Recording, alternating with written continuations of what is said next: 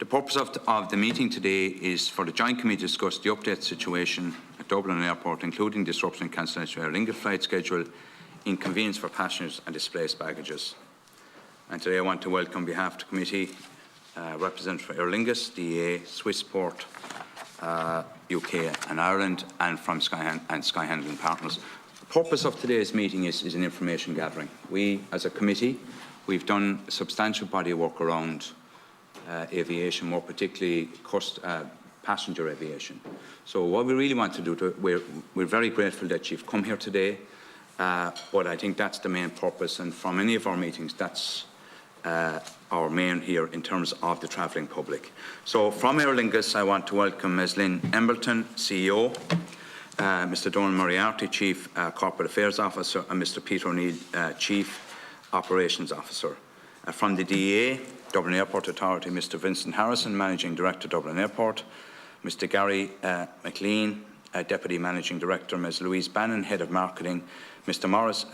Mr. Kevin Culhan, Group Lead Head of Communications, Mr. Tony Tully, Director of Ground Operations from Swissport, UK and Ireland, and from Sky Handling Partner, Mr. Darren Moloney, Managing Director, Mr. Gerard Kenny, Operations Manager, and Ms. Lorraine Daly, Group Head of Human Resources. And thank you all for making yourselves available today.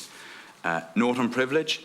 Witnesses are reminded of long-standing parliamentary practice they should not criticise or make charges against any person or entity by name in such a way as to make him, her or it identifiable, or otherwise engage in states that might be regarded as damage to the good name of the person or entity. Therefore, if your statements are potentially defamatory in relation to an identified person or entity, you will be to discontinue your remarks. It's imperative that you comply with any such direction.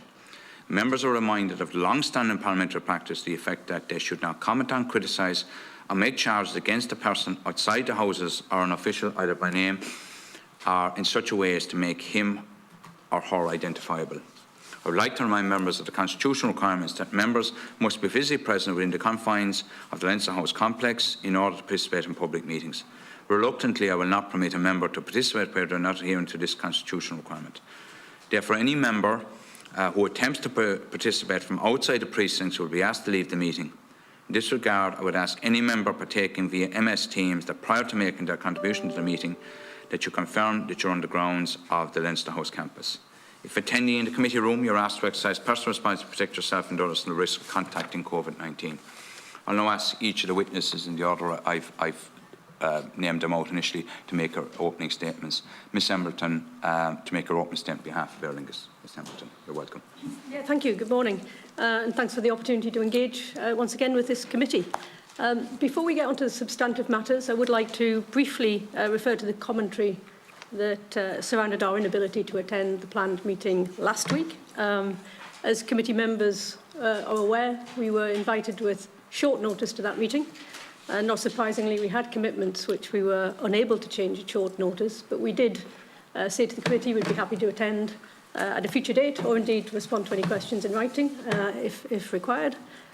So we were somewhat taken aback by the comments that were made in relation to what was stated as our refusal to attend. But I am happy to be here. Yes, it is very happy a very important topic for all of us to discuss. And indeed, this is our fifth time attending the meeting since the pandemic started, and here talking about the operational issues associated with the sector's recovery. I'll take many issues in turn, but to start really to put the disruptions in the aviation sector in context.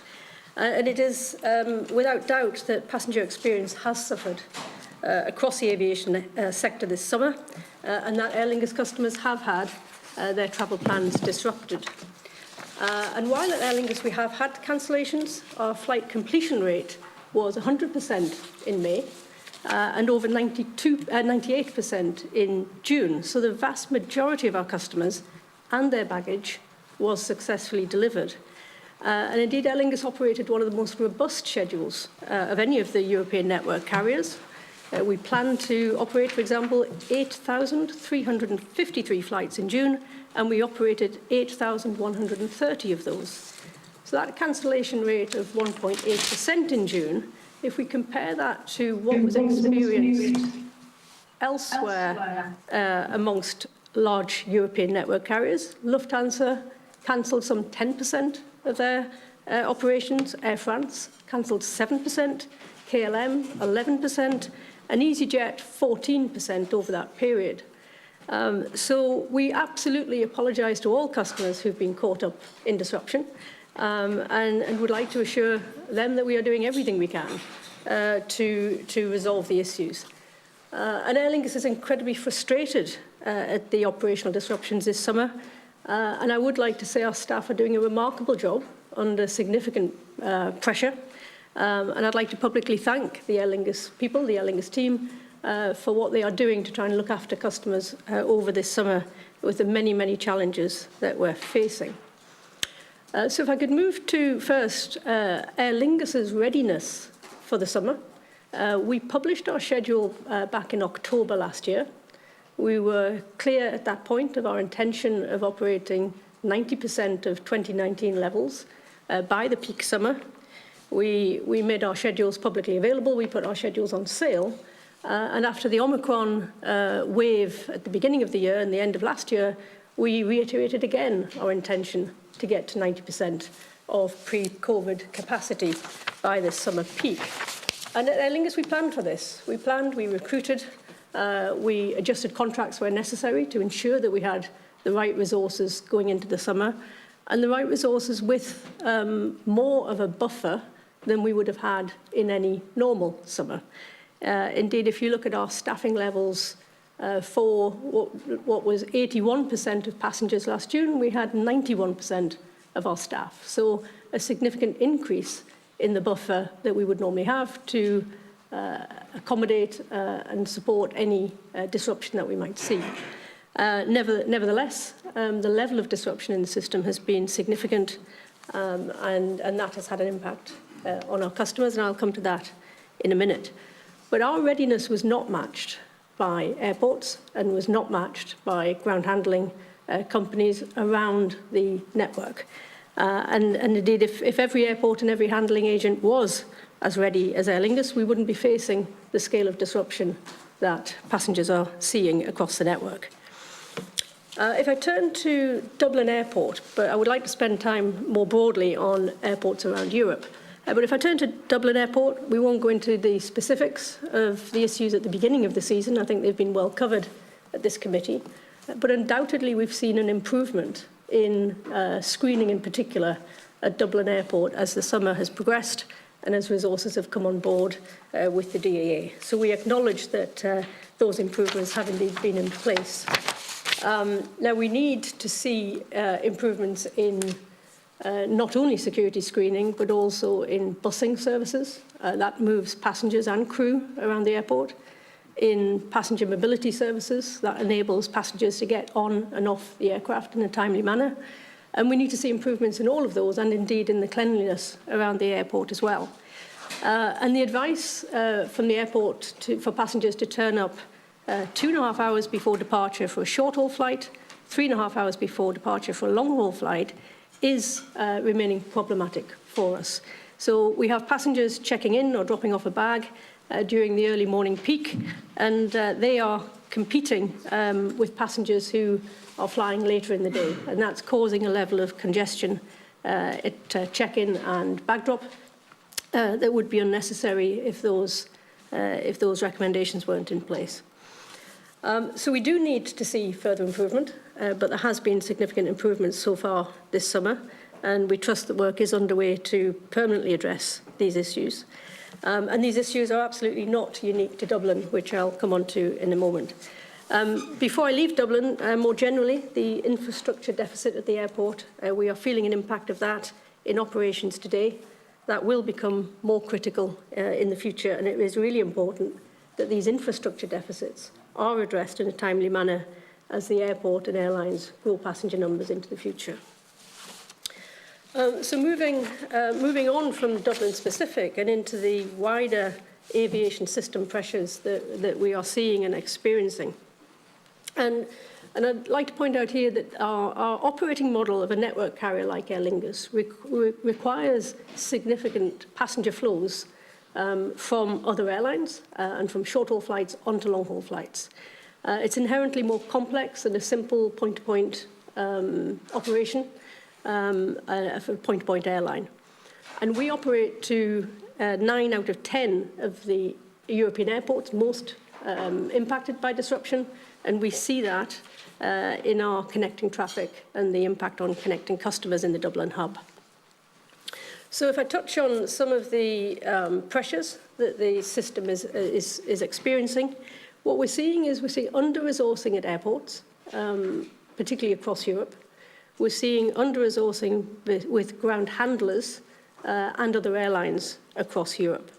And that's been a failure of those parties to plan for the return in demand that we had expected for this summer. As a consequence, we are being told to do mandatory cancellations, particularly from Amsterdam and from Heathrow, to reduce our flights and the number of flights we had planned. We're seeing security screening issues in these airports. We're seeing baggage system failures in these airports, particularly at Amsterdam and at Heathrow. And where airports have closed terminals and not yet reopened those terminals, where the terminals where we are operating are incredibly congested and the infrastructure is struggling to cope. We are seeing stand problems and availability of gates and stands when we arrive in these European airports.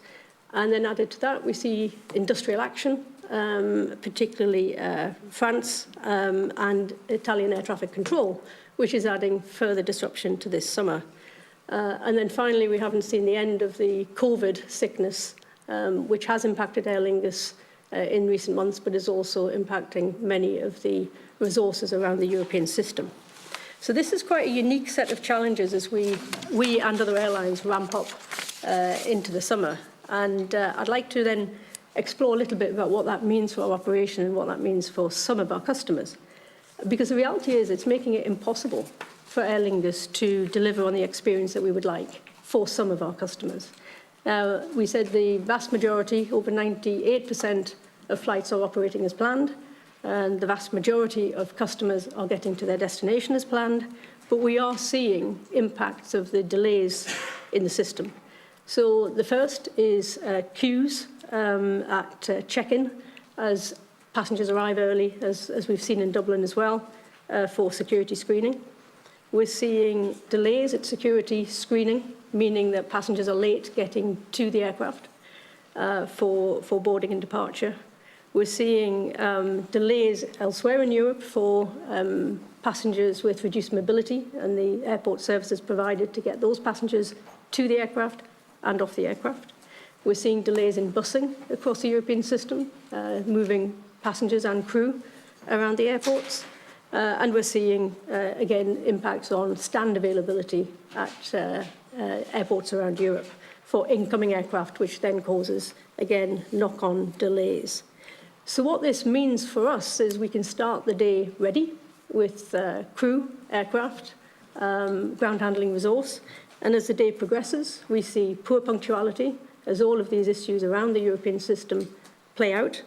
Then customers can miss their flights and bags can miss their connections. And then we see, as the delays compound over the day, we find our crew then reach their duty limits in the number of hours that they can work, and that can have an impact on their availability for the next day's rosters. So these issues are compounding, and due to all of these factors, we do then occasionally have to cancel flights, which leads to further disruption. And then if I touch on the baggage issues, where, again, I'd say the point-to-point journeys, simple journeys, Malaga, Dublin, Malaga, for example, vast majority of passengers and bags travel there with no issues at all. Where we do see problems particularly are connecting bags, and connecting bags coming from these big European airports that are experiencing problems. In fact, the majority of our bags, 60% of the issues that we're seeing, comes from connections from other airlines, interline connections onto Aer Lingus, and in many cases we've never seen nor touched those bags, and those bags don't make it to Dublin to be reunited with the passenger. But this huge increase in misplaced bags across the system is putting significant strain on our resources here in Dublin, and Peter and the team are working incredibly hard to try and locate bags and reunite those bags with passengers as much as we can.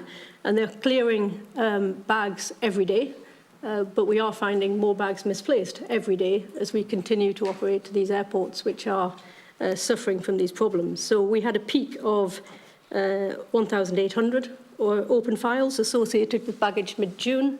That peak is now reduced to 1,200, but we are still clearing bags, but experiencing further bag problems on a daily basis, coming from these main hub airports of Heathrow, Amsterdam and Paris in particular. These issues then compound to customer experience and customer care. As a consequence of everything I've said here, our customer call centres are actually inundated with queries. These are queries that relate to ticketing, to baggage, to cancellations and to missed connections. And over the last 4 weeks, the volume of calls into our call centres has increased massively versus pre-pandemic levels, and the time it's taking for an agent to deal with each issue has increased fourfold. And it's because these are complex issues and in the most part out of our control and therefore difficult to resolve for the customer. And therefore we're getting an unprecedented increase in demand on our call centres and are unable to provide the level we would like when they've experienced disruption given the volume that we are now dealing with. As I said before, every cancellation, every missed bag hurts, and we apologise to every customer who has had a less than satisfactory experience, and we're doing everything we can to try and mitigate these issues. As I said, most of which are outside of Aer Lingus's control. On our schedule, we have leased aircraft and crew to provide extra backup in the case of cancellations and disruption. We've extended connection times between flights to try and minimise the number of customers and bags that are caught up in these delays and have problems making their connecting flight. We've continued to recruit, even though we were ready for the volumes of the summer. These extra disruption issues are putting a further burden on our resources, so we've kept recruiting in the light of the disruption that we're seeing. We've deployed technology and new processes to try and locate bags, and we're using third-party transport to try and get bags to customers as quickly as we can. And then we've added more staff to our call centres, and we have deployed volunteers from head office and the support areas of the business every day in the airport to try and help our operational teams with these issues and expedite the resolution of baggage issues in particular. So in conclusion, I trust this gives you some indication of the challenges that Aer Lingus is facing in what's a very disrupted summer for the industry and the steps we're taking in response to these challenges. And as I've said, these are pressures in the wider system. Dublin Airport is by no means the only airport in which these issues exist. And despite these challenges, we're performing strongly in managing the issues that are within our control. And then we're doing everything possible to influence and address the many matters that are outside of our control. And I would like to repeat my thanks to the Aer Lingus staff, who are just going above and beyond every day to help customers as they work through this very challenging summer. And then to conclude on a more positive note, to put the scale of the increase in passenger numbers in context, this time last year, or June last year, we had a mere 300,000 passengers travelling through Dublin Airport, and that's 2.8 million passengers June 2022. So while the recovery in traffic has brought challenges, it is critical to the wider Irish economy. Thanks, Ms. Embleton. Now we'll move to DAA. And I'll invite Mr. Harrison to make his opening statement on behalf of the DAA Dublin Airport Authority. Mr. Harrison.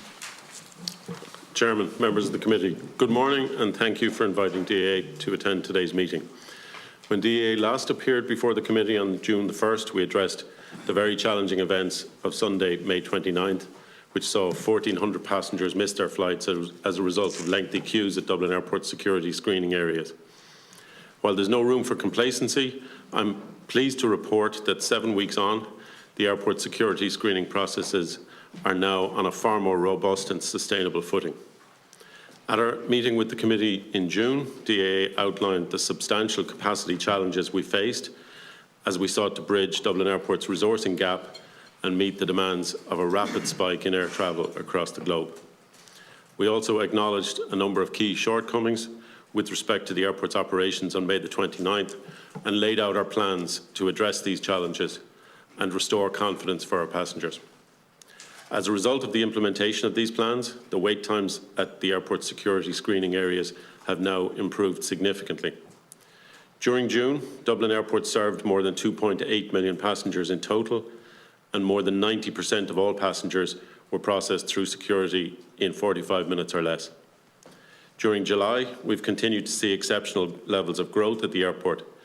Over the full month of July, we expect that the airport will serve approximately 3.1 million passengers, an average of 100,000 passengers every day.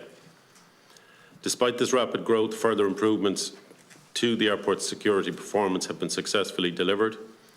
During July to date, more than 95% of all passengers have been processed through security in under 45 minutes, and more than 85% of passengers have queued for 30 minutes or less. Prudent contingency measures have been put in place by both DAA and the Government to provide safeguards should any external challenges arise.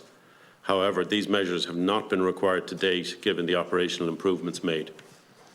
At present, Dublin Airport continues to advise passengers to arrive 2.5 hours in advance of a short-haul flight and 3.5 hours for a long-haul flight. This advice remains prudent in the current circumstances.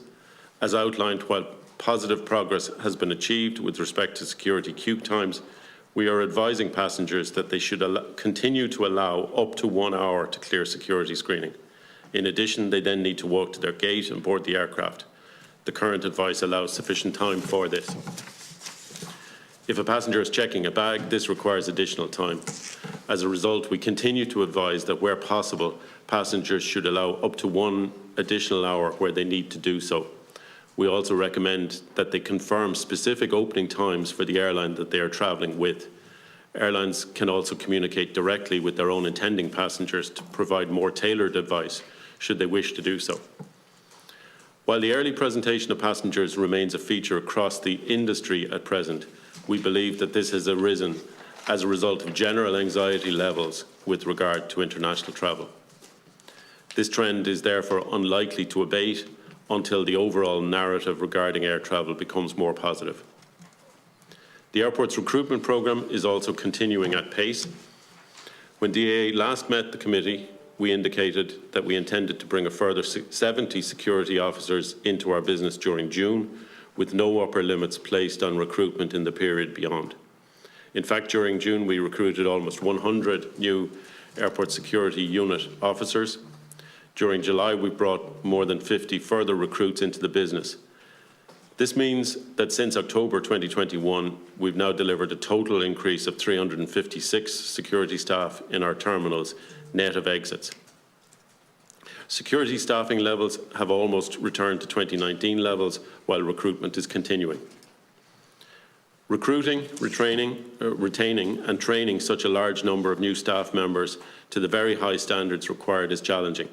This will continue to have our full focus over the weeks and months ahead. Over the past 7 weeks, we've also been engaging very closely with all passengers impacted by the events of May 29th. As of this week, more than 75% of all claims received by DAA will now either have been closed out or at an advanced stage of processing.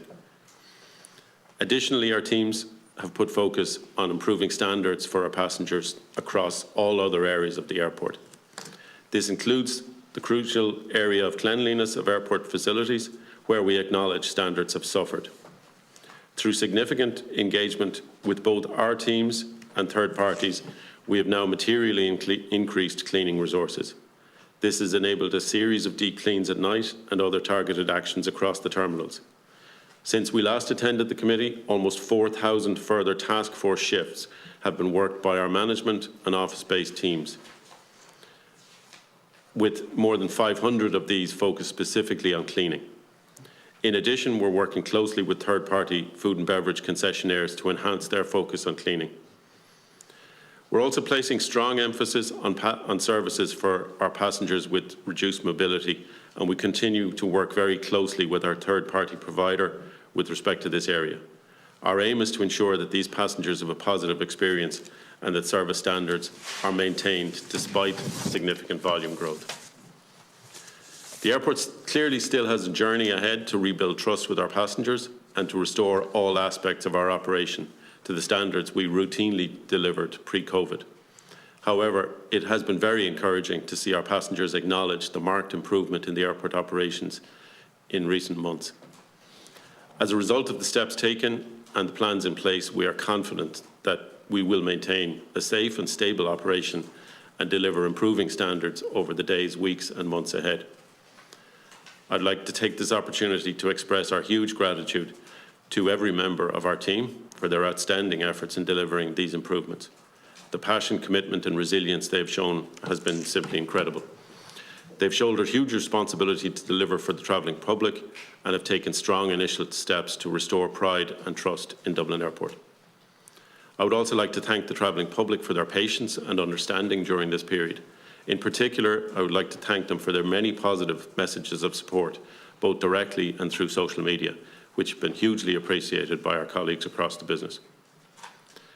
While airport operations have seen considerable improvements over the last 7 weeks, a range of other significant challenges have emerged across the wider international aviation network. This has been reflected in the cancellation of more than 1,000 flights to and from Dublin Airport during July to date. Many of these cancellations have taken place as a result of flight caps imposed at other airports or due to capacity constraints experienced by airlines as a result of COVID-19. Passengers have also experienced a range of other impacts, including luggage delays, both in Ireland and abroad. As the challenges in these particular areas have intensified, I believe there has been a growing understanding among passengers of just how complex the causes of these issues are.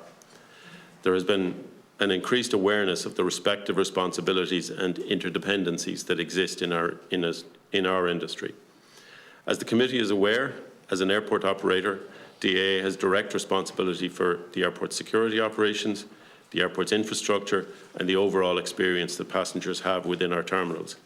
As outlined since the challenges of May 29th, significant work has been undertaken to address the difficulties faced in these areas. While challenges remain, I hope that our passengers are now seeing the impact of these actions.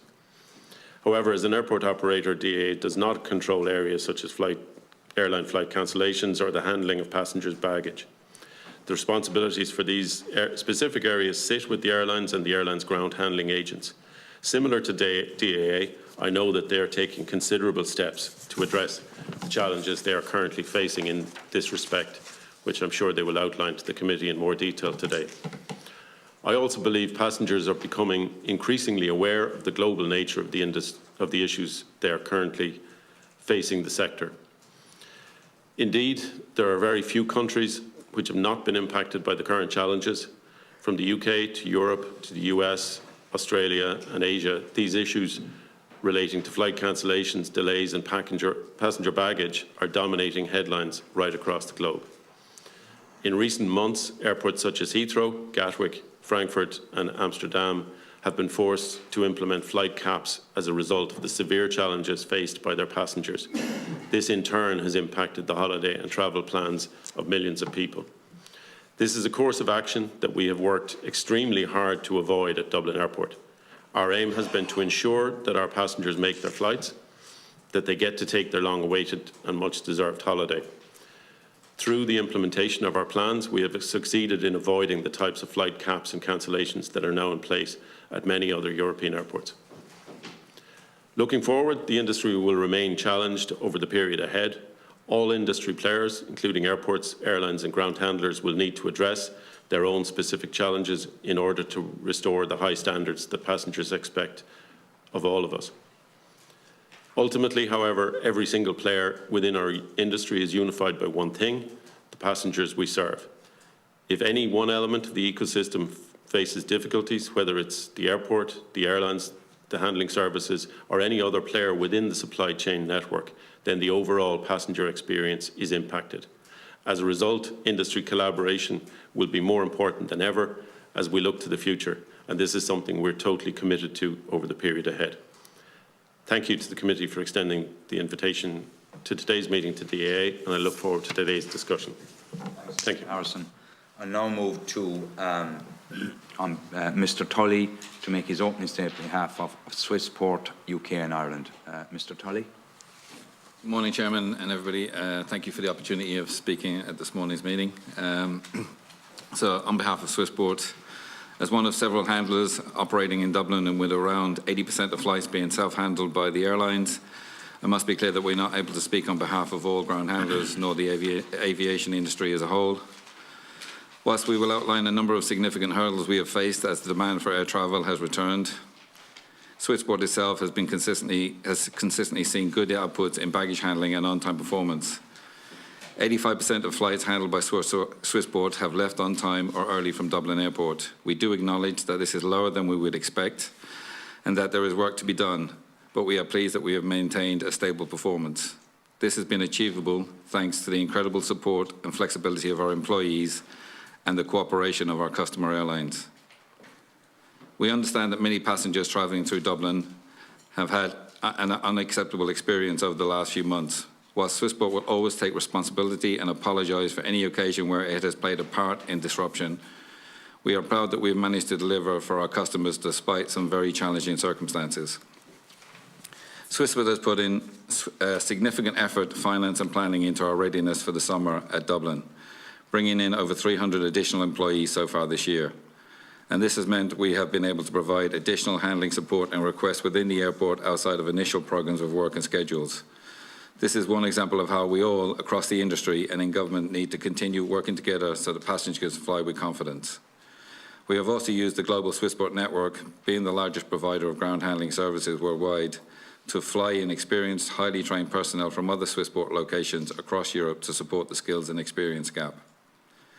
There have been a number of hurdles in reaching this position. It is important to remember the pandemic has had a severe impact on the aviation industry, worse than in any living memory. Globally, aviation was brought nearly to a standstill. Aviation experts across the board predicted that it would take years to recover. It is positive news that flight volumes are now returning, but this rapid return in demand after long uncertainty has exacerbated resource challenges across the board in aviation. Whilst we are pleased that in Ireland, thanks to the collaborative process with our trade union partners and being able to make use of the pandemic unemployment scheme, we were able to hold off redundancies. 2 years of travel bans and restrictions have resulted in many knowledgeable and experienced employees who have made a tough choice to leave the sector for more stable employment. Also in Ireland, the newly introduced enhanced background checks in January of 2022 resulted in a complete standstill in the approval and issuing of airport ID passes, effectively resulting in no employees being recruited in the first 3 months of the year. Approvals now take around an average of 4 weeks, but we have found some prospective recruits cannot wait for the time it takes for this process to be completed. Security checks are of course vital to the safety of all airport users, but we must be clear that this has delayed our ability to effectively train and deploy new employees. In the UK, we've been able to use temporary escorted passes to enable new employees to support operations and complete essential training. However, this is not an option in Ireland until recently. Although we and other airline partners have lobbied the DA and the Department of Transport to consider making use of it would be a key opportunity to provide an immediate injection of critical manpower whilst waiting for security checks to be completed. A key part of the ramp operations role is to be able to drive our airport vehicles used to transport luggage to and from the airport and terminal buildings. However, with the rules brought in by the Department of Transport and NDLS that prevent non-EU licence holders from driving for work purposes on airport grounds, we have a significant deficit of equipment operators at Dublin Airport. With a 3 to 4 month wait on driving exams they are required to complete, we will not see them fully utilised until Christmas 2022, and this will continue to impact operations till then. These issues, combined with knock-on delays from other parts of the journey, security, check-in, baggage, flight schedules, air traffic, have led to very challenging conditions over the last few months across the UK and Ireland. At Dublin, we have specifically seen an adverse impact from the significant queues of security, continued volatility in flight schedules and infrastructural challenges. The short-ship baggage volumes in Dublin for Swissport and handled by Swissport have remained very low and within normal parameters, and we have helped where we can to tackle this disruption caused by short shipping from the major hubs that feed into Dublin. Ultimately, baggage is one of the more visual parts of the complex process behind every flight. But people should understand that because of its position at the end of the process, it's often the baggage handlers who have to absorb the knock-on effects of delays further up the chain, so that they're already facing a delay before they get to start on their part. This isn't to deflect blame on any one party, but to be reminded that aviation can be viewed as an ecosystem where delays in one part combine and escalate to cause delays in another part. It's not just about how quickly baggage is loaded on and off the aircraft. Nevertheless, we want to reiterate, despite the challenges outlined in this statement, Swissport own operations have held up remarkably well, and our preparations have resulted in us being in a strong position to support our airline partners as previously described, with our staff working extremely hard with these partners to minimise the impact on passengers. Again, I must be clear that we can only speak for our own operations and remain proud that we have been in a position to provide this additional support at Dublin Airport and minimise disruption. We will continue to work with industry partners and the government to facilitate long-awaited flights for passengers so they can be assured of a smooth experience. Thanks, Mr. Tully. Thank you. I now invite Mr. Moloney to make his opening statement on behalf of Sky Handling Partner. Mr. Moloney. Thank you, Chairman and members of the committee, for today's invitation to Skyhandling Partner to attend. Skyhandling Partner provides third-party ground handling services to airlines in Dublin Airport. The observations and opinions are solely those of the company and are not expressed on behalf of airlines, other ground handling agents, or indeed any other airport community member. During the course of the pandemic, it was appropriate and entirely justified that public health was prioritised. The restrictions imposed on international travel resulted in a 75% reduction in our activity at Dublin Airport. Inevitably, a contraction in our workforce took place as valued team members opted to seek employment in industries they considered more secure. The exodus of skilled experience and expertise in 2020 and 2021 will take time to replenish, but robust progress is being made. SHP is mindful and conscious of the travel experience of passengers in Dublin Airport this year. The rapid rebound in international travel has presented significant challenges for aviation globally. Dublin has been no exception in this regard. Our service standards have simply not returned to the pre-pandemic level. On-time performance sits 25% below where it was set pre-pandemic.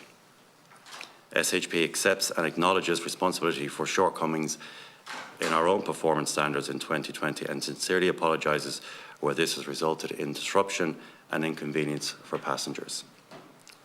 As a company, we have invested substantial resources to increase our workforce with financial incentives to promote recruitment and retention.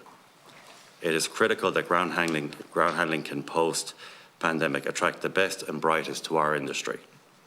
And I am pleased that SHP has managed to recruit 280 employees who are either live on current operations or due to complete training within the next fortnight. It is also important to point out the difficulties associated with recruitment in the first 3 months of this year.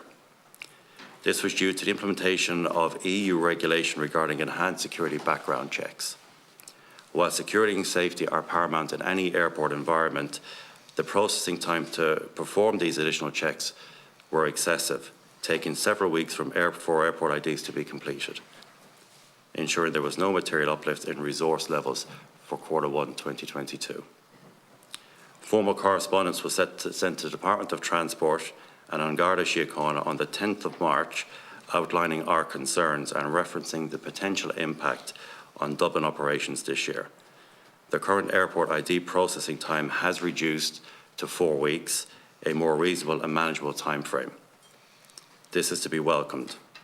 The recent increase in airport escort IDs to 14 days provides an opportunity to undertake additional airside training for our new employees. Again, this is to be welcomed and acknowledged as an example of relevant stakeholders working together to address the unique challenges for summer 2022.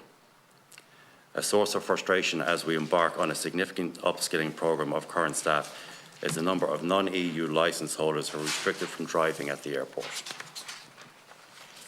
A key element of our operation is having sufficient numbers of drivers trained to operate vehicles that ferry passenger baggage and cargo to and from the aircraft side.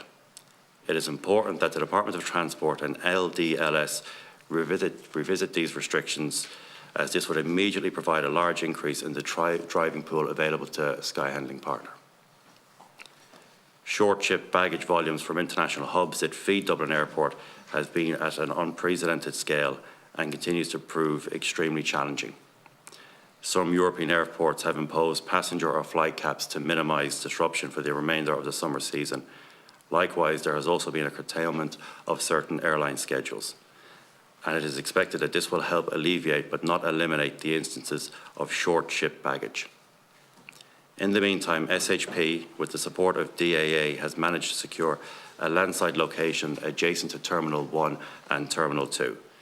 This location enables us to move baggage to a secure site where our teams can work on processing bags for local delivery by courier or reflighting if necessary. More importantly, it also permits passengers to attend and claim lost baggage directly. This is a critical development as passenger access to airside locations are limited by security protocols. Airlines are also extensively supporting the repatriation of baggage by sending support teams to Dublin.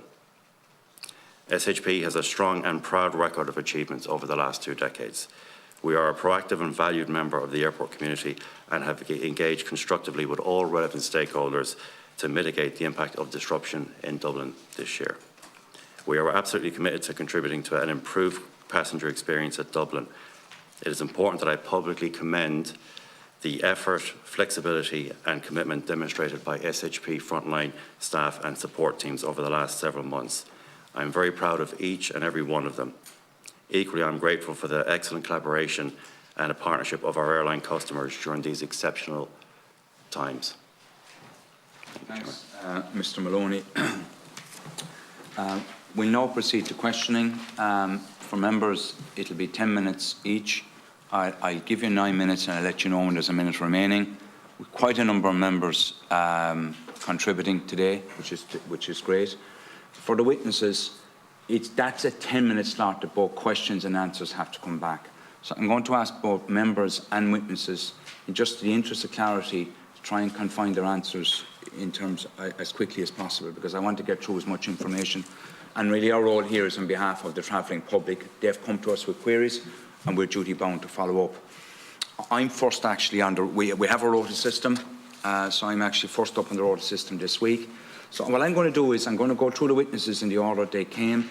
So Ms. Embleton, can I just, I suppose I want to deal in real time. So we're fast approaching the bank holiday weekend for passengers. So have you an indication at this stage, will there be cancelled flights in and out of Dublin or in and out of Cork or Shannon? Will you be contacting, when will they be made known, and how do you make contact with passengers? Can they get alternative flights, how quickly? And you might, I suppose, when you're answering the question, deal with the impact of the Heathrow cap. And obviously we have Heathrow routes coming in out of Dublin, but Shannon and Cork as well, and they have been cancelled in recent times. And you spoke about the Heathrow cap being mandatory. Like we're hearing some airlines are ignoring that mandatory nature. And you might just feed that into Aer Lingus' response in those areas. So if we could just deal with those quick questions. And then the final one is, we've had, during the pandemic, Aer Lingus would have given vouchers to passengers. However, our understanding is, and we've had queries from the public, that those vouchers can only be used on flights out of Ireland and in euro currency. Would you look in any way in terms of concessionally, it's post-pandemic, that voucher could be used on any Aer Lingus flight, either in or out of Ireland or elsewhere, and in another currency outside of euros? So, Ms. Embleton. Yeah, absolutely. And I'll turn to Peter in a minute for some of the readiness for the weekend. In terms of cancellations, we will always try and give customers as much notice as possible. And where we have had to take mandatory cancellations, we will make those public and contact customers as soon as we can. What we find is there are occasions where we have more short notice cancellations, typically sickness related, and we're unable in those times to give the customers quite as much notice, but every time we will try to reaccommodate customers, put them onto other airlines. Ms. Embleton, have you many people out on COVID at the moment in Aer Lingus? out sick with COVID of your staff? Yes, we do have some sickness. We've been seeing sickness levels running roughly 4 times what we would have seen in 2019. Now, we have had, as I mentioned earlier, more resources than normal, but though that extra buffer gets eaten into. And our sickness is tracking quite consistently with what we're seeing in COVID cases in Ireland more generally. But the majority of cancellations are not caused by that. They are caused by the restrictions put in place by other airports. And as they were there, we try to give customers as much notice as possible. Now, of course, we are in the summer peak. So it's not COVID, it's primarily the Heathrow's, the Amsterdams, the Shipnons, the restrictions they're putting in place. That has been the major cause over the last few months, but COVID does play a part for those cancellations that are caused by Aer Lingus. It is typically crew sickness driven by COVID. And the percentage of your flights that have been cancelled because of COVID, what percentage are they? I would say under half. And of course, as the COVID wave comes down, we would expect those cancellations to come down as well. And if you could move on in terms of the Heathrow, in terms of the impact on Shannon, Cork, Dublin and Shannon. And Heathrow are saying that cap is not going to place up to next October, the end of October. What impact is that going to have on flights, Heathrow flights out of Dublin, Cork and Shannon? Yeah, so we are complying with the demands from Heathrow Airport and indeed Amsterdam to reduce flights, which is frustrating for us. We've sold those flights. We've got customers who've made their plans around those flights. So we are complying where we need to take flights out. The majority of the flights we've taken have been Dublin flights, not Cork and Shannon. We have had to take some Cork and Shannon. And when we look at this problem, we're looking at how many customers are affected, how can we rebook customers, ideally the same day, to get them to their destination, how many connecting passengers are involved in that, and indeed the slots at the various airports, which are key for us going into next summer to make sure that we retain the slots that we have. So they're the factors that come into those. Will there continue to be Heathrow connections cancelled up to the end of October for Dublin, Cork and Shannon? The extent of those cancellations going into the full season, I think we've got slightly less visibility of. But you might just give us an indication. We have more visibility of the near-term cancellations. If how many flights will you be? How many flights are you cancelling over between now and the end of the bank holiday weekend at this point, Mr. O'Neill? It's impossible to say that now. The Heathrow cancellations that are mandated, we are working through those on a planned basis to give customers as much notice as possible. When you say how much notice, how long in advance would you be looking to give them? Well, I think the mandate only literally came out a number of days ago from Heathrow, so we'll process that as quickly as possible. It does require some over and back with the Heathrow authorities to understand it and to make sure that we're not taking more than our fair share. So we'll work through that detail as quickly as possible and advise it out. The last thing we want is cancellations on the day, because that causes more disruption. But you're saying there will be cancellations on the Heathrow between Dublin, Cork and Shannon between now and the end of October? There will be, yes. And tell me about the cancellations in terms of other flights and including the Heathrow flights between now and the end of the bank holiday weekend as it approaches. So as we stand right now, all our flights are planned and crewed with standbys in place for the weekend. So our peak schedule, we reached it on the 7th of July with the addition of Seattle. And, barring the normal disruption that may occur within the operation, we expect to operate the vast majority of our flights. So we will see that in the very high 90s. No, Mr. O'Neill, I accept that, and you've come back and said that it's 1 or 2% flights of the total number. But at the same time, for customers out there, just that people will be aware, will you be cancelling flights between now and the approaching bank holiday weekend? So I'm not trying to avoid the question. Our plan is to operate the full schedule. We have taken in additional capacity crewed by other airlines to support our operation. So your intention is for the bank holiday weekend there would be no cancellations? Our intention is for no cancellations. I can't give an absolute guarantee on it. We will try do everything to avoid cancellations. So you brought extra flight resources in for the approaching bank holiday weekend? We have brought in additional capacity to support our operation. Mr. Harrison, how busy is the bank holiday weekend going to be in Dublin Airport? The bank holiday weekend will be equivalently busy as the last number of weekends.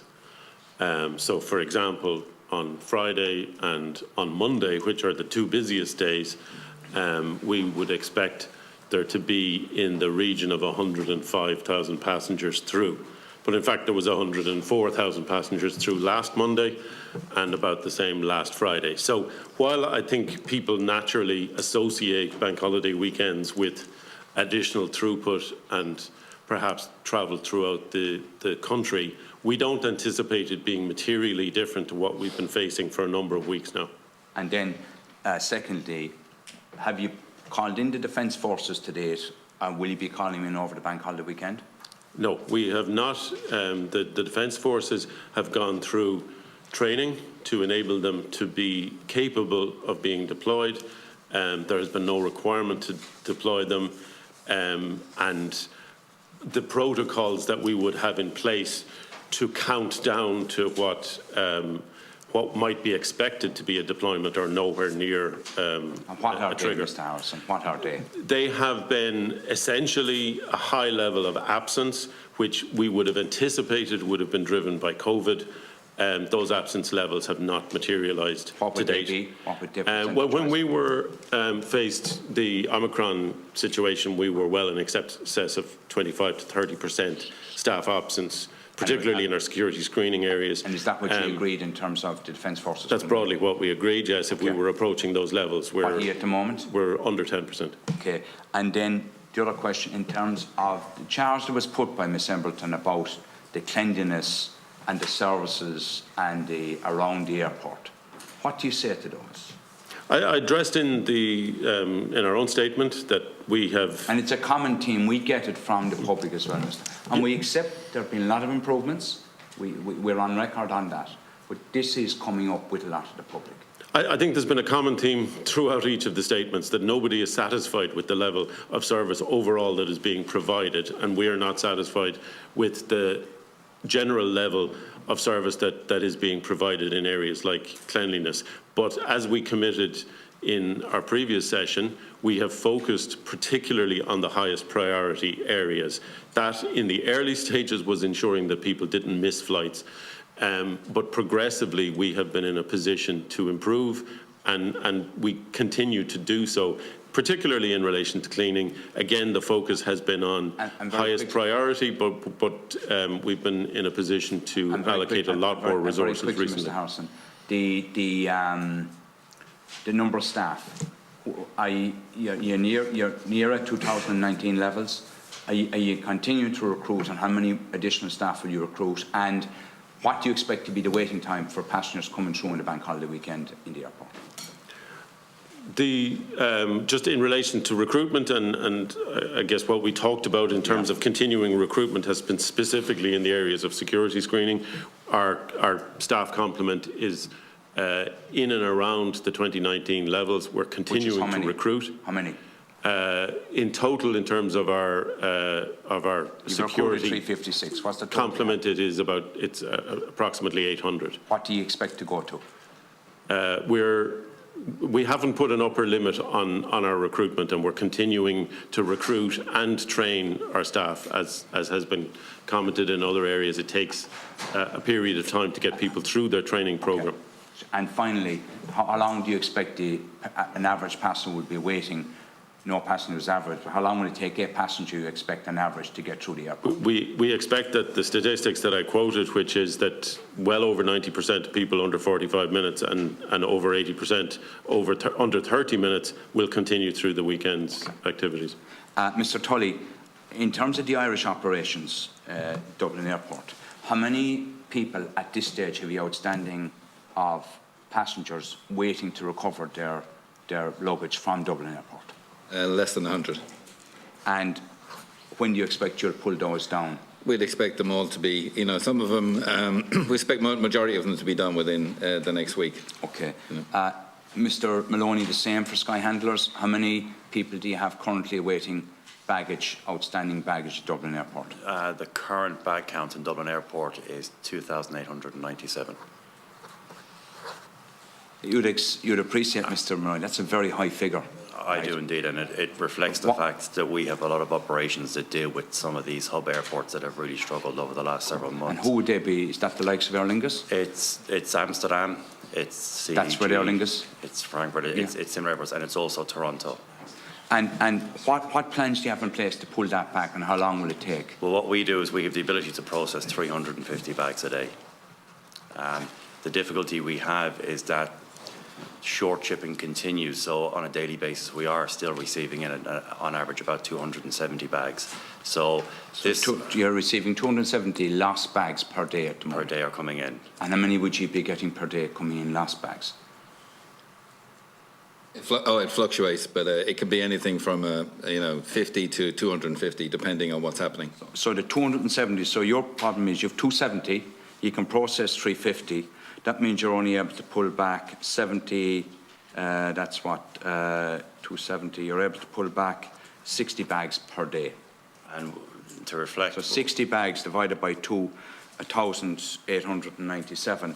That's a serious amount of days. This is unprecedented in terms of the resources we put into this.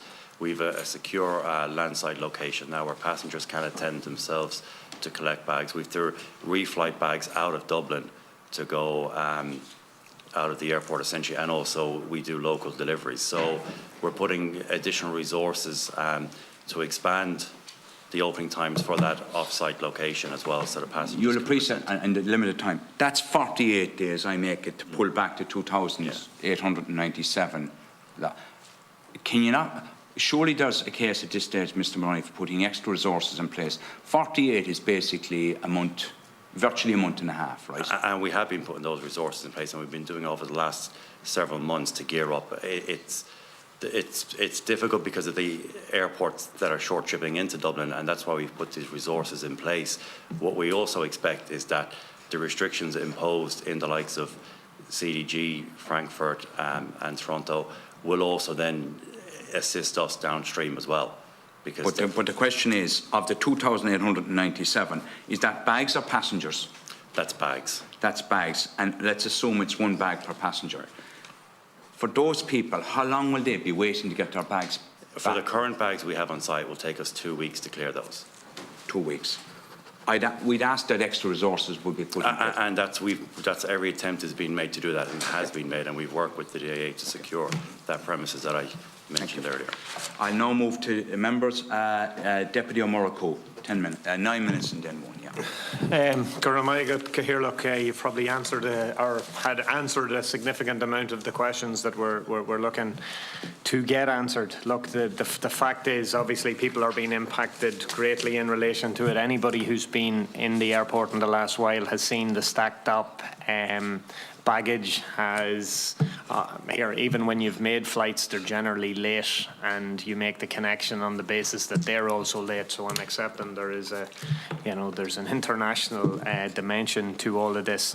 But Ms. Embleton, if we could deal with Aer Lingus, I suppose this initial problem started, let's say, before Heathrow had put the cap and whatever.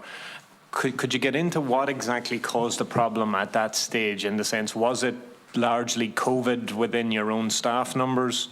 And then at this point in time, because you've obviously said that there's an impact in relation to Heathrow, Amsterdam, and the impact.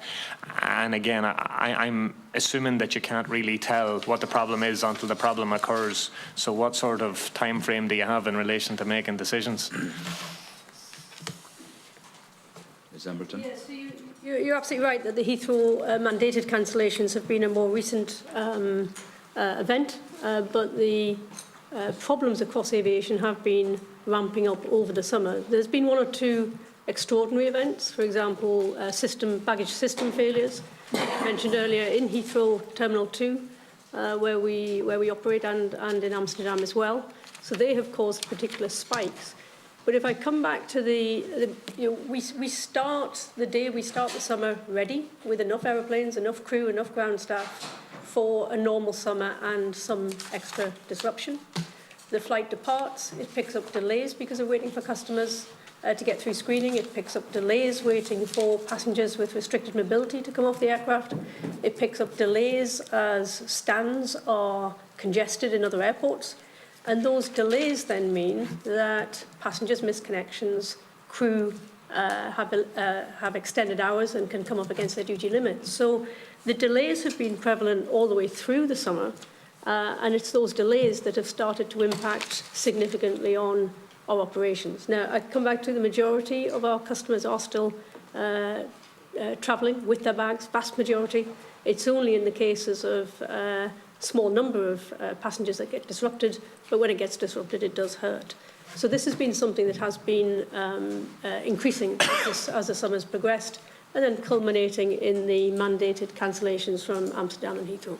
Yeah, I've seen a lot more people as well from the bit of flying that I've done where they are now taking bags on board, not to risk obviously that situation.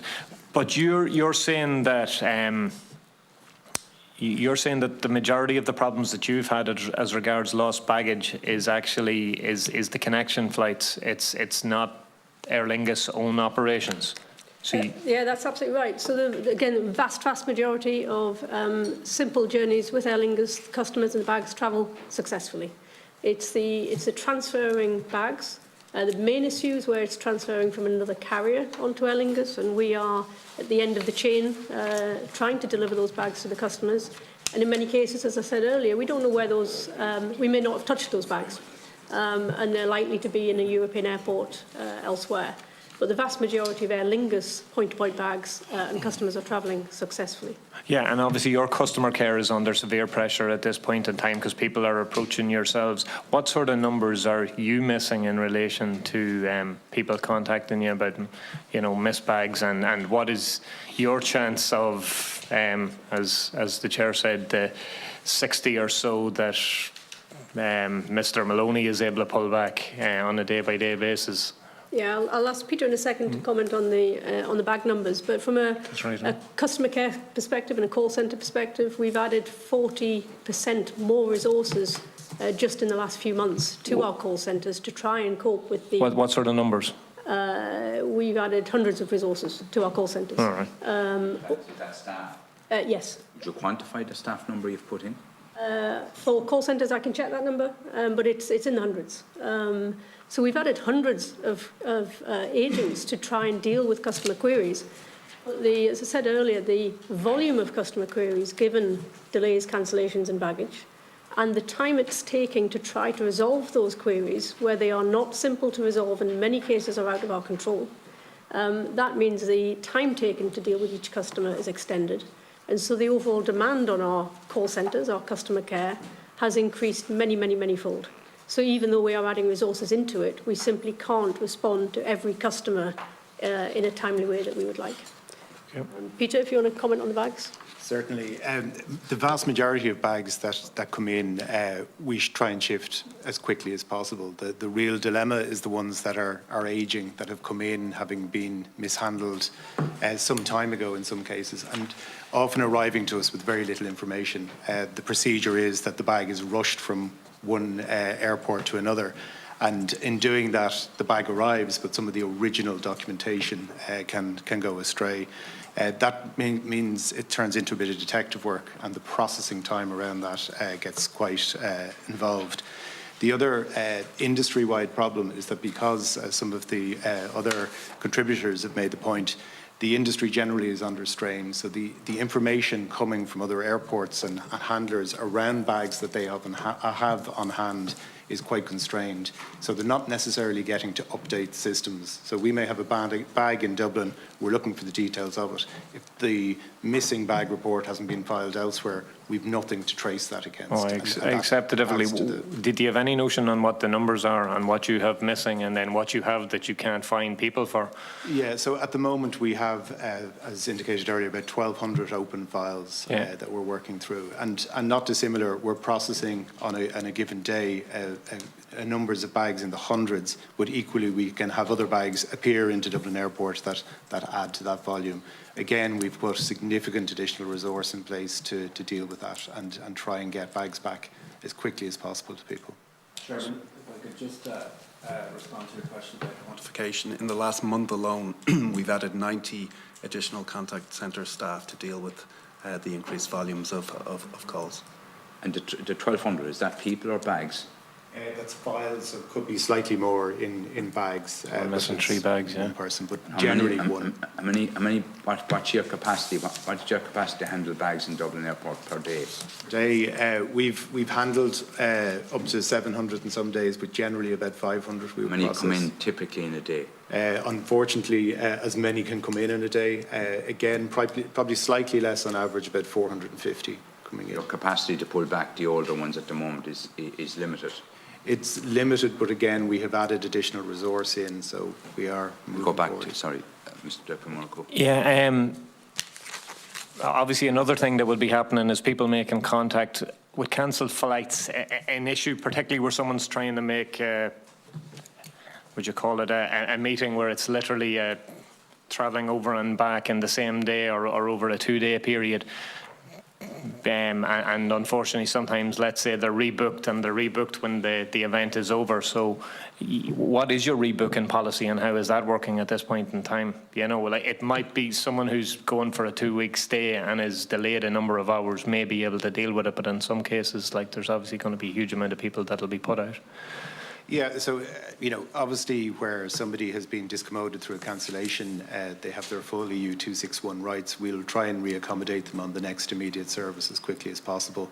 And where we have cancelled flights, we have deployed a tool for this summer, which automatically rebooks the customer on the best availability for that. Given that we are in the peak summer, that next availability can be quite limited and obviously is a concern. And just very quickly, Mr. Harrison, I imagine there are no plans for capping the amount of people travelling into Dublin Airport at this point in time. We are not looking at anything like that. No. And we had said before that by the time you had the full complement of staff and everything, that it would probably be in around mid-August when you would be fully operationally ready or fully operationally sound, for the want of a better term. Is that still the case? Broadly, yes. We have to respond to changes in demand levels, but demand is pretty much stabilised at this point. And you think you'll make it through the rest of the summer, excepting there will be difficulties? We're quite confident in maintaining the level of service that we're delivering at the moment. Oh, okay. And then just, if I can put it very quickly to Mr. Tully and Mr. Moloney, look, you spoke about, obviously, particular solutions, the temporary escort passes, and then also the licensing issue, you know, for non-EU licenses for some of your workers to be able to work. I'm just wondering what interaction you've actually, or what you've had back from Transport or NDLS or anything in relation to anything close to a solution, because I imagine that we have some sort of agreements with some non-EU countries. Well, in relation to escort IDs, we've had that extended from 3 days up to 14 days, which allows for additional specific training on equipment for our RAM staff, which was critical and a welcome development. Is that sufficient? To be honest, it's different from what the UK offers, which is up to a 90-day escort pass. And that reflects the circumstances that they find themselves in from a ground handling perspective. Ours is an improvement. We'd like more. We'd like it to be, you know, we'd like it really to reflect what the UK has done, because there are similar challenges. I imagine you're going to say the same in relation to that. Exactly. All right, then can I have just the answer on the licence issue? License issue, yeah. So we have put in a request to the, I suppose, the Dublin Airport ID Centre, and in terms of we get a lot of non-national I suppose applications for the type of roles like baggage handling and driving, and essentially they have driver's licences, for example, from Brazil, Mexico, and they're here on stamp 2. They can work full-time during the summer, but they can drive on our national roads, but they can't drive in the airport, even though it's deemed to be a national road. So this is the bone of contention that we have, and that we're trying to, I suppose, address through the Department of Transport. So the AIC Centre, as it's known, came back and said no, it's not signed off. They referred it to safety in the DAA, and they came back to say no, they're not permitted to drive. But they can drive. But they can drive on our roads outside of this. As we understand it, yes. This is like the issue up to a year. Yeah. I have with somebody from the north who was trying to get a taxi licence in the south and couldn't at this point in time, and you want to see the answer that you get back in relation to it. But this is something, Chair, I think we need to chase up, and these are obvious fixes that can improve what's not a perfect situation. Like, we'd have 100 to 120 drivers all of a sudden, and it would have a tremendous impact. If you give us concrete details on your interaction with them, we'll follow up on that as a committee. Wonderful, thank you. It's a good proposal from Deputy Mulcahy. I'll now move to Senator Crockwell. 10 minutes, Senator Crockwell. Thank you very much, Chair. Just to put things in context, since sort of early May, I have taken 4 flights out of the country and I have returned to the country. I want to put on record the fact that the experience from the worst time to the best time has been much better in Ireland than in other parts of Europe. So I want to put that on record. I also want to put on record the work of the DAA. I am absolutely blown away by how quickly you have dealt with the problems and the queues for getting through security. My experience from my first time going through of waiting about 2.5 hours to get through fast track to getting through security. I was absolutely, last Saturday, the 16th of July, I went through fast track in 15 minutes and left myself sitting in the airport for about 3.5 hours as a result of it. So fair play, great job being done. However, and there is always a however, you've really done a great job on security. Cleanliness is absolutely diabolical in every corner of the airport, and you got to do something about that. Food is also diabolical, and you got to do something about that. I do understand with the massive numbers of people that are arriving early and hanging around the airport that these are challenges for you, and I know that you'll step up to the plate on it, but I do need to put that on record. So the experience in Dublin Airport was comparable at the worst of times to that I experienced in London and that I experienced in Germany, in Berlin Airport. So the other thing I want to say to all of you here, the interaction with staff has been amazing. I mean, they have been under huge pressure, and I've never been met with anything but good humour and people willing to push themselves the extra bit, both on the ground and in the air. So I compliment all of the people that are involved there. I don't have a huge amount of dealings with baggage staff other than any baggage that I did put in, I did get out, and that's the important thing for me. And I'll deal with that in a couple of minutes. But so DA, I mean, I assume you're going to try and bring in somebody to deal with the cleaning issue and the food issue. I do appreciate they're dealing with very large numbers, but you got to do something there. We have already augmented the staff and taken a number of measures, particularly in relation to enhanced deep cleaning.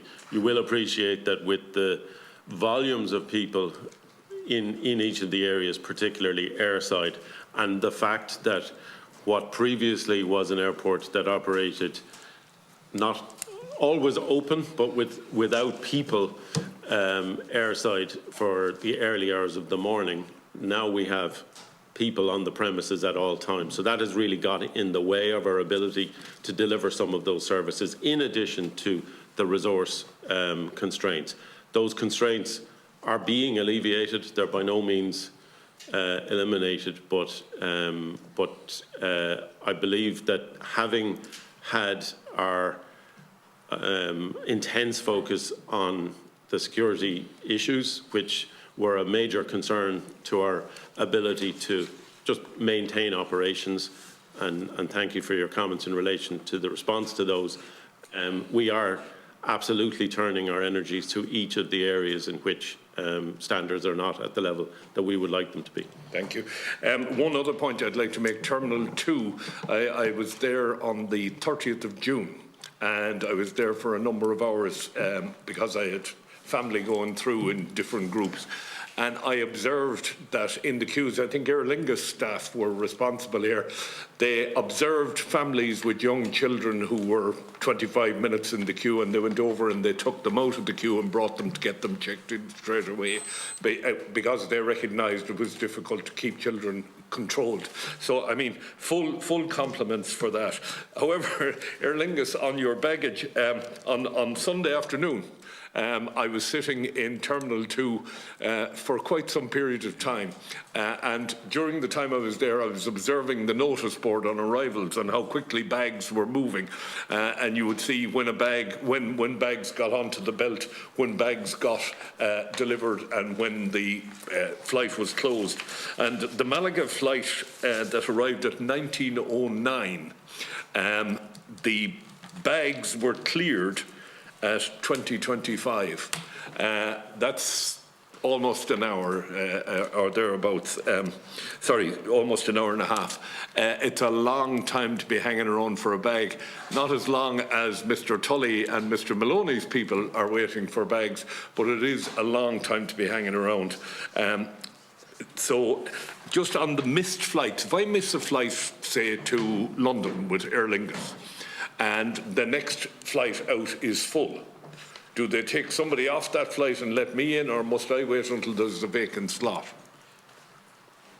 Essentially, you're waiting until there's a vacant slot on the flight. So as soon as there's capacity available, we would try and recover the customer. You'll be waiting a long time, so, because most of your flights are well full these days, from what I can see. Unfortunately, the effect of the mandated reductions has been that capacity has been further reduced. Yeah. Okay. Just to get on to the baggage handling, and this applies actually to DAA as well. We went through a two-year period where we had COVID, to deal with COVID, and I believe that out of all the governments in Europe, and I'm not a member of the government party, significant supports for companies in order to retain staff. I don't accept that staff went off and found new jobs or better jobs because there was nowhere to go to get a better job. So I think that your strategy was wrong with respect to laying off people or making people redundant. And I want to ask both DAA, Mr. Tully and Mr. Moloney, would you accept that that strategy was wrong, and that in future you need to think more long-term with respect to the retention of staff? We might start with Mr. Tully and Mr. Moloney, then we'll go to Mr. Yeah, Harrison. sure. Mr. Tully. I think given the circumstances at the time, we made the right decisions. Like I said, we didn't enforce any redundancies. We looked to keep everybody on board.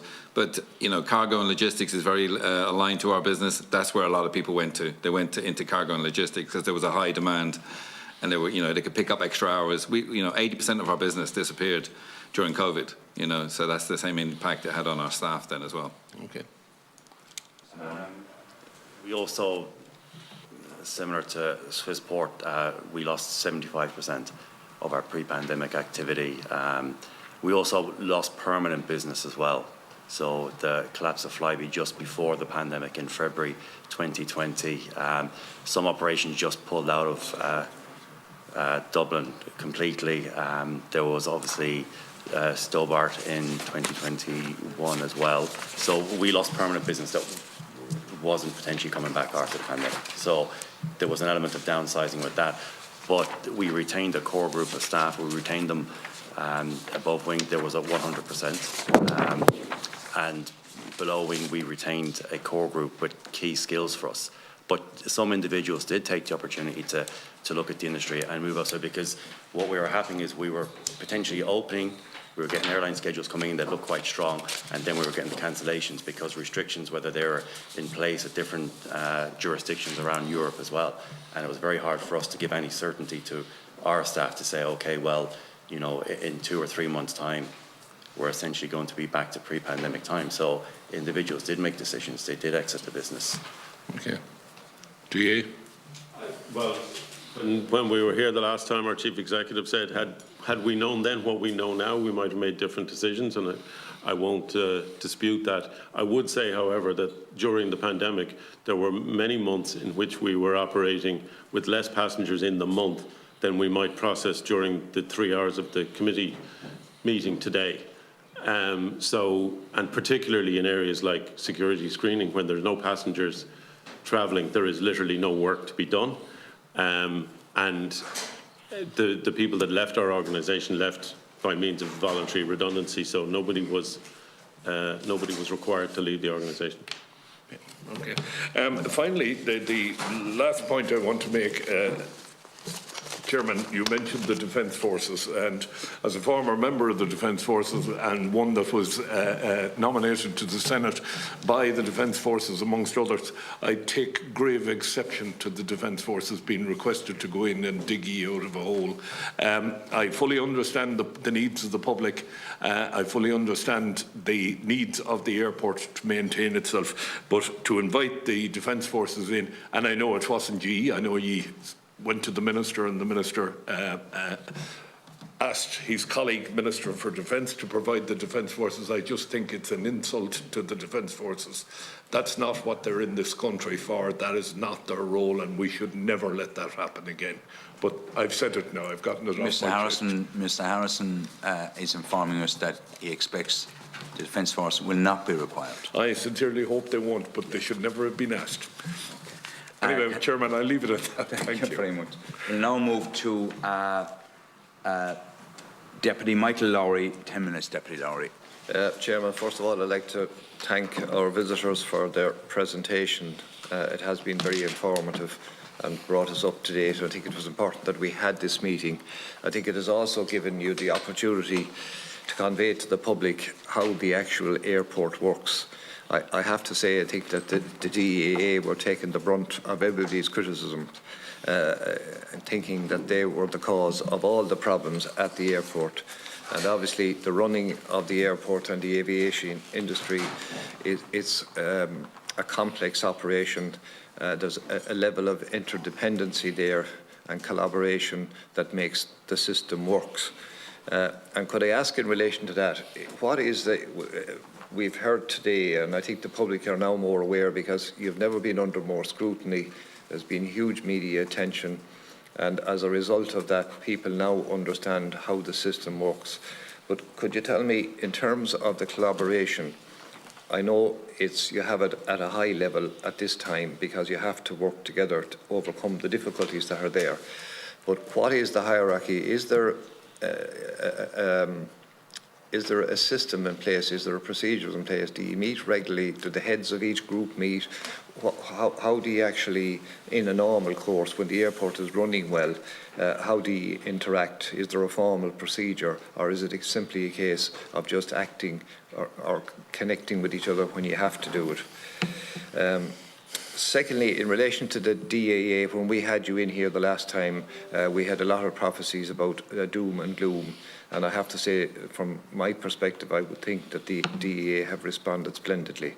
I think that you've done an exceptionally good job under very difficult circumstances. I've been through the airport on a number of occasions, and I have to say that the arrangements that were put in place as a result of the overcrowding and delays there have worked particularly well. And it wouldn't have worked without the focus, without the concentration of the workforce. And when you go through the airport and you see the same people on the same job, it's so repetitive, and they have to remain in good humour and handle so many different people. And I think it's obviously the public get agitated, and it's not an easy job. And I think today we should compliment them on the work that they're doing and hope that they continue to do that. You mentioned there 2.8 million passengers went through the airport in June. A lot of them had baggage. Could I understand? We've got the answers in terms of how much baggage is delayed and what have you. But in a general sense, could anybody tell me what is the proportion we have here today? We have Swissport and we have Sky Handling and we have Aer Lingus. What proportion of baggage is handled by who? In other words, how much of the business has Skyport, how much of the business is Sky Handling, how much of it is handled by the airlines themselves? What's the proportion, the percentages? Could I just... Dublin Airport. Yeah, Dublin Airport, yeah. In terms of ID, that is a problem everywhere. We're all encountering a problem with the processing of identification and clearance with the vetting office. Now, the vetting office happens to be in my constituency, and I know that they're under enormous pressure. The workload has increased and is increasing.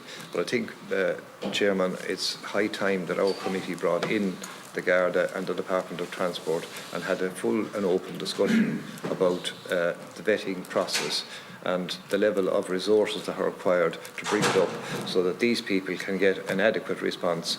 It's so frustrating to have people trained, ready to go, and then not being able to put them on the job because you're waiting for ID. And I think this committee needs to take that on. I've mentioned it previously, and I think we have to do it at an early date. Absolutely. Could I ask then, in relation to the claims that have been made, you mentioned that 75% of the claims have been addressed. Could you give us an indication of what them claims involved? Obviously, it was for tickets. Was there hotels involved? Was there what's the estimated cost? You've now got through that process. What is the estimated cost, or what is your actual cost to date in settling those claims with the public who were discommoded as a result of a breakdown in the system? Deputy Lord, is that the baggage, or is that to do with Aer Lingus flights? Is that generally? Aer Lingus flights and baggage. So maybe we'll do it in this order. We'll maybe start with Ms Embleton, and then we move to, and you might give an indication as well, the question as to what percentage in terms of baggage handling through Dublin Airport is dealt with by Sky Handlers and obviously Swissport and Aer Lingus. So Ms Embleton first, and then maybe Mr Tully, and then Mr Moloney. I think Ms Daly wishes to come in on this as well, on the clearance, the vetting. Yeah, thank you. So Aer Lingus is between 30 and 40% of the operations at Dublin Airport. I think the DA would have a more accurate figure on exactly their customer numbers and how that breaks down. So we are over a third, I would expect, of the airport's operations. Disruption for sure is an expense for us this year, and we are compensating passengers for bags and for cancellations and for delays, and that cost is running into millions. And the question around the procedures and the collaboration across the airport, first and foremost, the collaboration is within our teams. Are we ready? Are we joined up across all the aspects of our operation? We have regular meetings with the DAA, and Peter can elaborate on that. And we also have meetings and dialogue with our other airline partners where we have code share and connecting flights. So absolutely there is collaboration across the system and other airports. And we've said a lot of these issues are driven by major hubs around Europe. Those airports themselves will bring airline community calls and handler community calls and bring all the players together to discuss the issues, quite often in a retrospective manner rather than a proactive manner in those airports. But wherever we're invited to join those conversations, then we'll ensure there's an Aer Lingus person involved. Okay. Mr Tully? From a Swissport side, our understanding is that we handle approximately about 10% of the business in Dublin Airport, and on average we would handle about 120,000 bags a month going through Dublin. From a I suppose a collaboration and consistent meeting, there's an airport operators committee meeting that's held continuously every single month, but in fairness, key partners like the DAA are always available, and we would meet with them on a weekly basis on any issues, because there's various dynamics that would change, but no issues outside from our perspective. Mr Moloney? I reinforce what Mr Tully says there. I think there's what percentage do you cover of the Dublin Airport? We estimate 20% is a third-party handling market, and it's split 10% for our Skylink partner and 10% for Swissport. So we hold 10% of that. So 10% and 10%, between you do 10% each? 20%, yeah. And maybe Mr Harrison, could you maybe give an overarching view as to the total baggage going through Dublin Airport? Who handles that? Dublin Airport is relatively unique in that the two major airlines in our parlance self-handle. So Ryanair manage their own operations in Dublin Airport, and Aer Lingus manage theirs. In many of the other stations in which they operate, the other leg of the journey, they're reliant on these companies or other providers to provide the handling in those airports, but in Dublin they manage themselves. So roughly 80% of the business is managed between the two base carriers. And would that be 40 and 40? As Tony and Darren have 40? said, the remainder. 40 and 40? Would that be? I think when it comes to bags, probably yes, because there'll be a higher proportion of bags going through the Aer Lingus system, even though passengers would be. 10 and 10. Yeah. With Skyhandler. Roughly. And there's no one else doing it apart from, you're the only independent operators. Okay. Deputy Lowry. Could I just ask in relation to that before we move from that? We've heard about the problems with Ryanair and or Aer Lingus and the baggage. Have Ryanair the same problems, or what's the equation there? From a reported level, no, and I think in the same way as Aer Lingus have said that let's call it the simple operation of point to point, which is predominantly the Ryanair network out of Dublin, is not affected to anything like the same extent. So I think that would be their experience. Could I ask Aer Lingus then, we've heard about the baggage, and that's why I started the question in relation to what proportion each handles. So could I ask you, there's a perception out there, and we hear it through the media, that Aer Lingus are cancelling flights. I think you have 1,000 flights cancelled in the current week. Could I ask you, I understand that, but could you address the perception that's there, that Aer Lingus are cancelling flights and, for instance, Ryanair are not? Yeah, absolutely. So as I said in the opening statement, we operated all of our schedule for May. We operated 98.2% of our schedule for June, and we're cancelling only a very small percentage of our flights for July.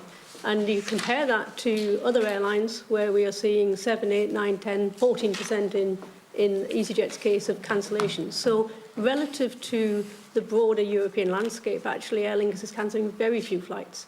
And similarly on the point-to-point bags, those bags that are handled by Aer Lingus going on a simple point-to-point journey, typically short haul, we are, I would say, over 990 out of 1,000 bags are going with no problems whatsoever.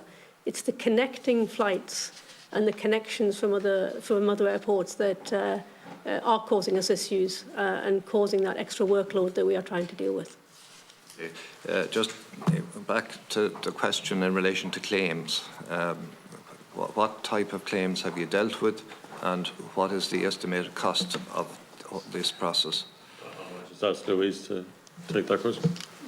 Claims predominantly are, now there's a big variation, but predominantly if people have to pay for flights, so if they're not rebooked by their airline free of charge, incidental expenses and food and drink, they're the predominant expenses. People have been working closely with anyone affected. Sometimes it takes a little bit of toing and froing in terms of getting receipts, etc., but we are working through all of the claims very quickly, and we've actually found people to be very reasonable, and that has helped expedite clearance of the claims. Okay, so you have 75% of them claimed. What is the cost of that to date? I'll have to come back to you with an overall number. Roughly? Hundreds of thousands. Yeah. So what is your budget? What budget have you to conclude the claim process? I'd say we need to allow $1 million, and we'll see where we come in relation to that. Okay. Just one other question to the Chairman, this is final. Is the fast track open for bookings again?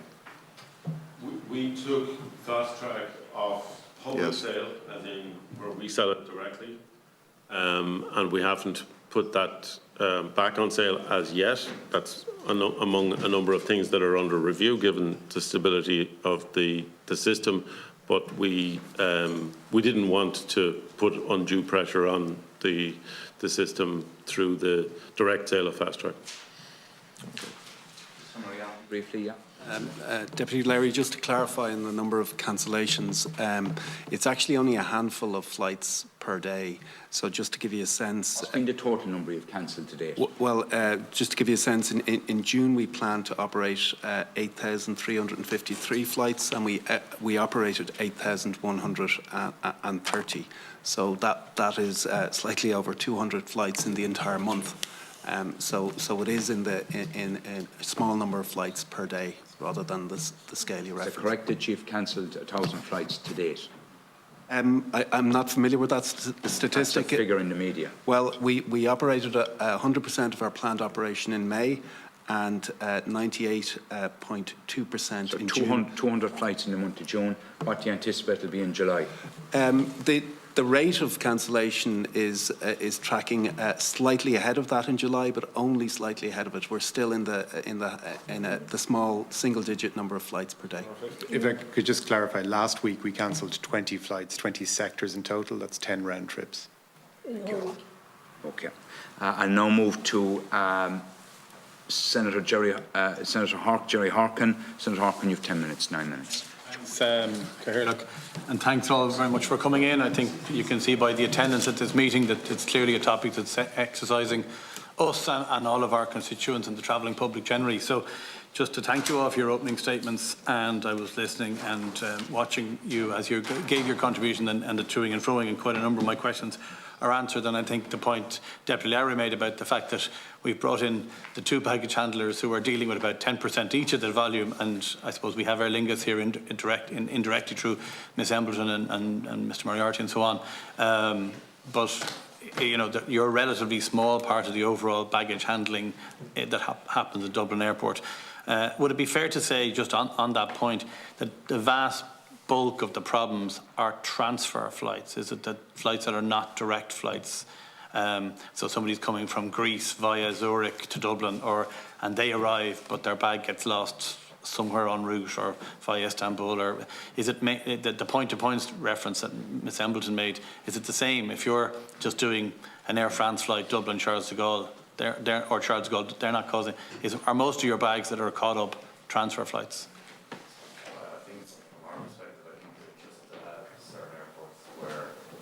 Resource and infrastructure issues, that anything coming out of those airports causes a potential issue for us. So you mentioned Toronto. What were the other major airports? It's some of the big European hubs. Obviously, the ones we would be exposed to would be Amsterdam, Charles de Gaulle, and Frankfurt. That's KLM, Lufthansa, and Air France. Okay. And yourself, Mr. Tully? Yeah, Amsterdam, Heathrow, New York, etc. You know, they're the kind of destinations, the major hubs where you have the problem. And it can be point to point, but it could also be transfer. But you're finding the bulk of it is transfer? A lot of it is a transfer. Okay. And on the same point then, Ms Embleton, at the moment I think it's fair, I think I'm right in saying that if you want to check in a bag, a 10 kg bag, you can do that for free, but to carry it on, there's an additional charge. Is that correct? So for many of our customers, there is no charge. It depends whether they are transferring, whether they are in our frequent flyer scheme. And for others, there is a charge to carry it on board, and we'll take it for free in the hold.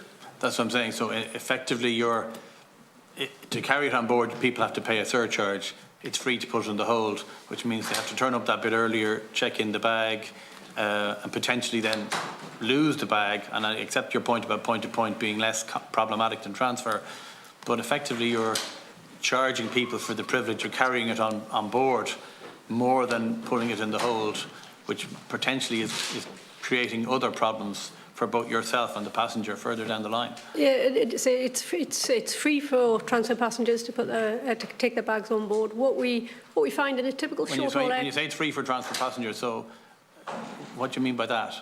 Transfer passengers can bring their bags on board, free of charge. So anybody booking 2 legs of a flight can carry their bag on for free. It's only point to point.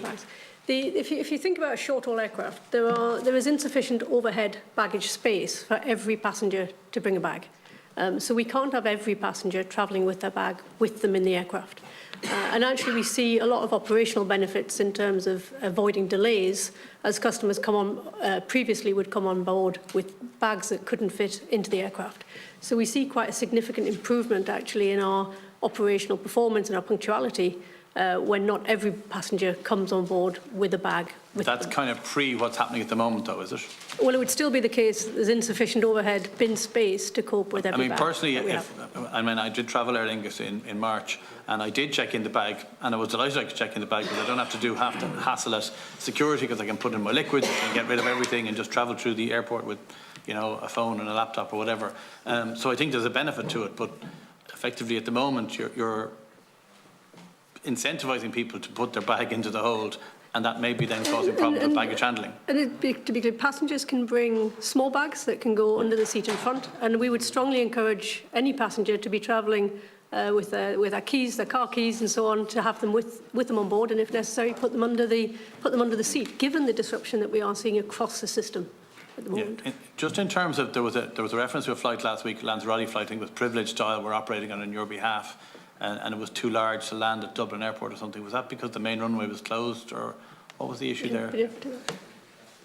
So the issue on that flight was later departing from its origin station, so arrived in late and obviously weren't able to take advantage of the runway that was available.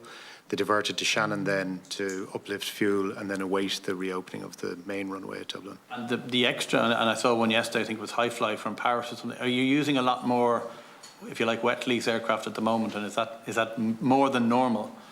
It is more than normal and more than we would have planned for, but given the level of disruption we were seeing, we thought it was prudent to take advantage of that availability in the market, secure, so that we could deliver for our customers. So how much of your flight schedule is now being provided by other carriers on your behalf? It's relatively small, so High Fly will be operating 4 sectors per day for us, and that's each day, and the other operator is ad hoc where we have a gap. Okay, so there is very limited availability in the market right now. And it was just that aircraft was too large to land on the smaller runway? Just there were ongoing runway works, and because of the later arrival, they weren't able to come in on that runway. So it diverted as normal in those circumstances. In terms of the US transfer business, which is a very significant part of the Aer Lingus operation, how has that been affected by the whole baggage handling effect? Is it a big part of it? It would be a factor in it as well. For instance, at the weekend, we saw Orlando Airport had an issue with their baggage system, and our flight out of Orlando would have come with 40 less bags than it should have, and they would have been recovered the next day. So it's around the network, unfortunately. And is this particular facility that Sky and Swissport referenced the landside facility for people to go? Because look, anyone goes on Dublin Airport is trending on Twitter this morning. Anyone who goes in and said, "I can see my bag, I can see it's there." They have a little tracker on their bag, but they can't get to it. Have you got the same landside facility that the other airlines have, or the other handlers have? Yeah, so for bags that are due for local delivery, we are moving bags to the same site and dispatching by courier from there. We haven't invited customers to that facility as of yet, but we are facilitating customers coming through security at the airport where the bag may still be in the airside location. So you don't have a landside facility at the moment. Your unclaimed bags are still airside, is that right? We've split it into 3 aspects. So some bags that are with us in Dublin in the airside location may need to be reflighted. So the customer may already have gone back to their home country, it could be the US, in which case we don't want to move it landside and then have to come back through security. If the customer is in Ireland, we will dispatch locally, and we are using the facility landside for that as well. That's really to speed up the process where couriers don't have to come through. And will you provide a facility where if somebody has a tracker on their bag and they say it's in Dublin Airport, are you allowing them to come and collect it? Or are you saying, no, you must wait for us to dispatch it to you? No, we are facilitating that in the traditional process, so people can come up to the airport, phone through to our staff. We've put in additional staff there to support that process, and we can escort up to 4 people through at a time. And is that 24/7, or how many hours a day is that available? We haven't put a limit on it, but it would be really up to, I'd say, 9 o'clock at night. Usually the hours from 6 o'clock to 9 o'clock are better placed because there's less activity. Okay. I took on board what Mr. Harrison was saying, about the prudent timing of 2.5 hours short haul plus an hour more if you're checking in a bag. So I'm going to Brussels or Paris, and I'm on the 6:50 to Brussels flight. 2.5 hours before that is 4:20. An hour before that is 3:20. How early do you accept bags in Dublin Airport? So we open our check-in from 3 in the morning now. Okay. So we're accepting bags from there. And for leisure flights, we are taking bags the night before, particularly for families. If they're travelling, they can leave the bag with us the night before and check in. For those What's the definition of a leisure flight? Holiday destination? Well, I'm just using that as the example, but any short-haul flight, you can check in the evening before for the morning departures. So, and what time does morning stop? It would stop really from about 7 o'clock. Okay, so anybody pre-7 a.m.? Pre-7 a.m., yeah. Only, so there's really only that window from 6 to 7. You That could bring busy your bag period, the night but before. particularly if families were moving and they wanted to avoid being up at a very early hour, it would take that strain out. Okay. Just in terms of DAA, Mr. Harrison, thanks very much, and I do acknowledge what a lot of other members have said about the improvements. I was looking on the app regularly. It's 10 minutes, it's 20 minutes, it's 15 minutes. You can see that. The cleanliness seems to be still a big problem. The parking, I think, is still quite a big problem in terms of capacity. When do you think you can be telling the travelling public that we're back to some kind of pre-pandemic type normality where you don't have to get up at 2 o'clock in the morning to get to the airport for your 7 o'clock flight kind of thing? How soon do you think that may happen?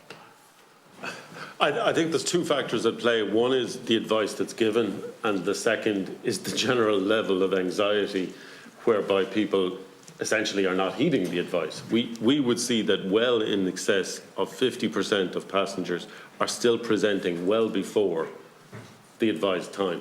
In fact, as an airport, so we plus see them, 3.5 hours. we plus see them 4.5. when they're coming through the security process or to present their boarding card. So they have already been at the airport for some time before that, and they're still well in advance of the 2.5 hours or 3.5 hours time.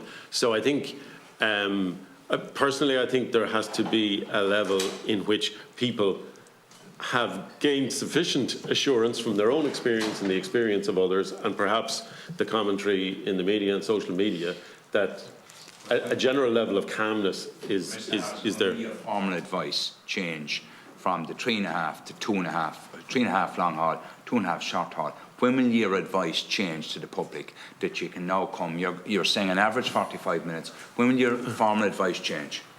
I can't give a date on that because we need to make sure that we do not create a problem for people by advising them to come too late.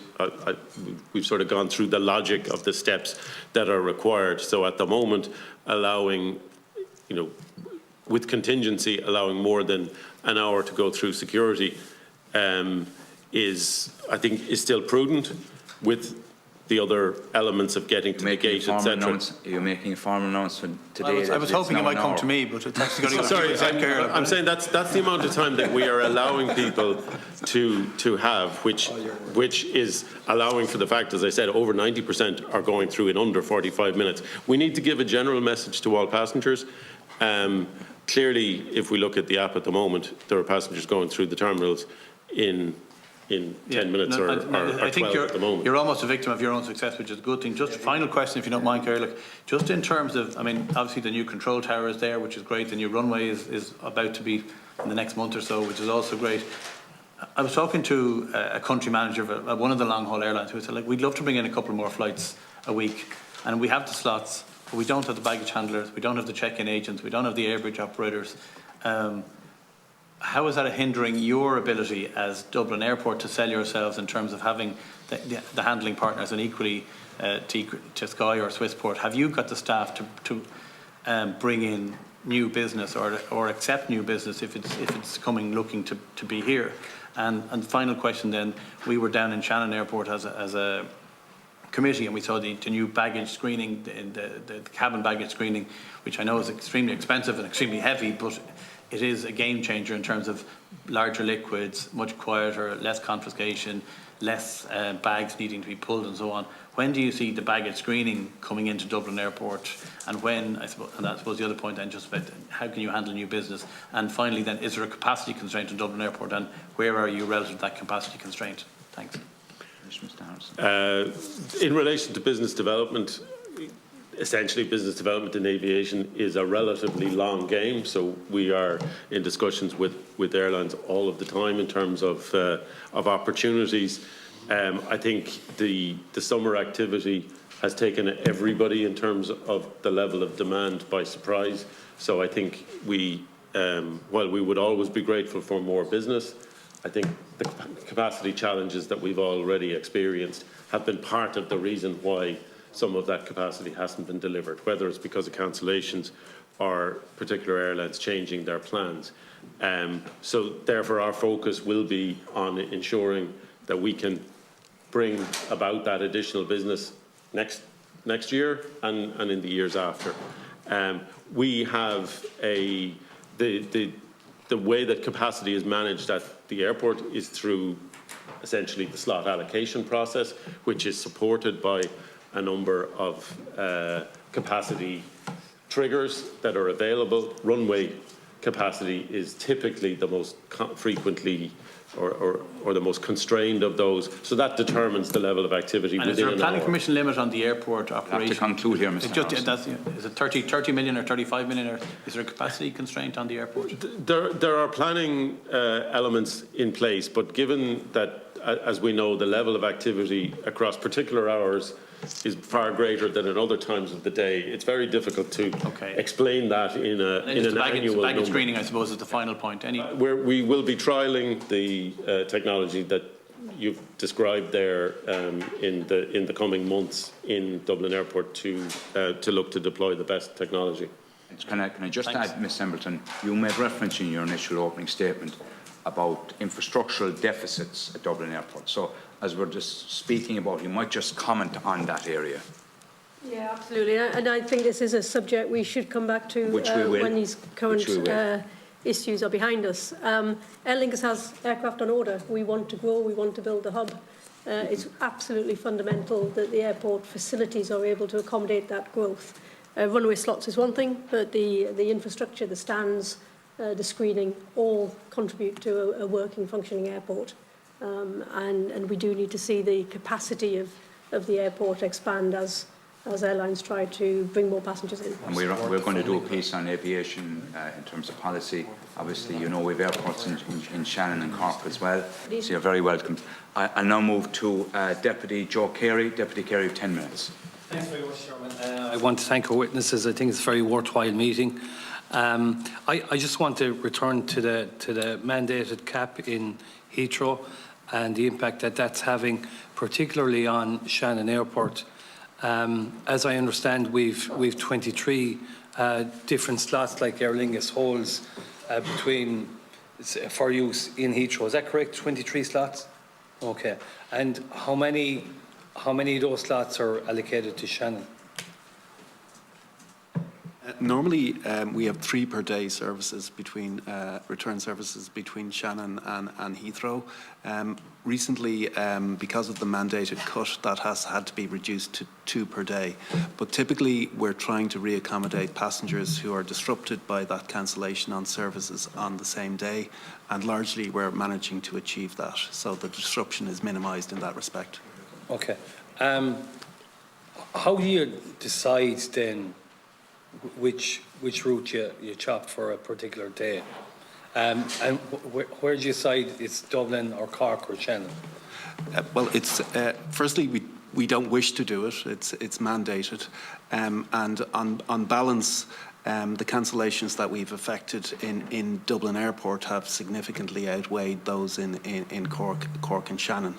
But what we have to look at... Could you give figures on that, Mr. Moriarty? Yeah, I could just figures up till the 20th of July, because of the mandate and other issues. We cancelled 43 services on the Dublin route, 12 on Cork and 11 on Shannon. Now that has moved on a little bit since the 20th of July, but that's a sense of scale. In terms of how we make our decision, it's an operational decision based upon what will discommode the least number of passengers and what is our ability to reaccommodate them most efficiently. So the lens we use is the customer lens and trying to accommodate the customers as quickly as possible on the earliest available service. Well, just as a representative of the County Clare and the region, this has a disproportionate impact on Shannon. We've less flights, as you'll understand, and obviously, you know, Dublin it's taken the biggest hit, then Cork and then Shannon. But it's our lifeline to the world. It's our connection to that massive hub that is Heathrow. And when that's removed or discommoded in any way, it has an impact on business, on tourism, on future investment. So I'd ask that you take that into account as well to minimise the impact. And I acknowledge some of this is out of your hands, and it is. A remark was made earlier that other airlines are not taking this mandated cap on board at all. It appears that Aer Lingus are best in class on it, and it does have an impact and is having an impact on the region. When we're on, say, slots and Heathrow, there was a deal brokered between the government and Aer Lingus back in 2015, and there was a number of caveats built into that, and like the number one was protection of those slots, that vital link, and there was also growth to happen in Shannon and Cork and say Dublin as well. That deal comes to an end in September of this year. I'd like to just get your own thoughts, your own plans in relation to Shannon, the use of those slots going forward, and will any account be taken of the 2 years that those flights were not used? Say during COVID, like Aer Lingus's decision was to axe the Heathrow service once COVID was an issue. Well, just to give a sense of what those commitments were, they were to continue the services that were existing in 2015 for a 7-year period, and you're right, that period does expire in September of this year. However, we resumed Shannon Heathrow services post-pandemic in September of last year, and we added services during the Cork runway closure shortly thereafter, and we've maintained those services at 3 a day since then, obviously impacted by the mandate. But our services to London Heathrow Airport go beyond September. They are on. Today you can buy a ticket to fly to London Heathrow from Shannon next June. So commercially, those services are simply continuing as normal. Okay, and you know that's very encouraging. And we were talking about next June. Aviation has seen a massive, really welcome resurgence, and we're dealing with all the fallouts from that, cancelled flights, lost bags, and whatever. Maybe and you're dealing with that today, but. Just say for the region itself, and you're given a strong assurance, commercially it makes sense to have a strong presence between Shannon and Heathrow. Just going forward, can you give any other stronger commitment that that route will be there? Well, it makes sense commercially, and it's on sale. I would also say that we resumed our transatlantic services from Shannon in April of this year after nearly a 2-year gap. And just to comment on what you referenced earlier, the cancellation of services for the 2 years was not something that we wanted to do. It's something that we had to do because simply there were travel restrictions in place internationally, but more specifically in Ireland, that simply meant that those services could not operate in that period. So we were as quick as we could to resume those transatlantic services, and they're up and running now, and they're bringing tours to the west of Ireland on a daily basis, and they're operating successfully. So we would continue to do that, and we see no reason why those services wouldn't continue and prosper into the future. Ms Embleton, you made a remark there that you have aircraft on order and you want to increase capacity, and which is really welcome. Given the problems with Dublin Airport that have been experienced by passengers, your own passengers, the loss of bags and cancelled flights, and the sheer capacity that's there in Shannon and other airports, and the convenience for the passenger, would you look to Shannon? Have you plans to improve services there, add services? Well, first thing to say is the disruption that is being experienced in Dublin, I very much hope that it gets resolved as all the parties add resources. So this really should be a very temporary issue. As I look at our aircraft that are coming into the fleet, it's primarily long-haul aircraft that we're growing with. Now, long-haul aircraft generally will have between 30 to 80% of customers on those aircraft can be transferring. And that's really where the hub dynamics really matter. There's usually insufficient point-to-point demand to operate a breadth of services. Obviously, JFK can be a good example where a point-to-point will justify filling a commercial service. Boston's another one. But when you get beyond those big markets, you do need connecting traffic to fill the aircraft to sustain a service.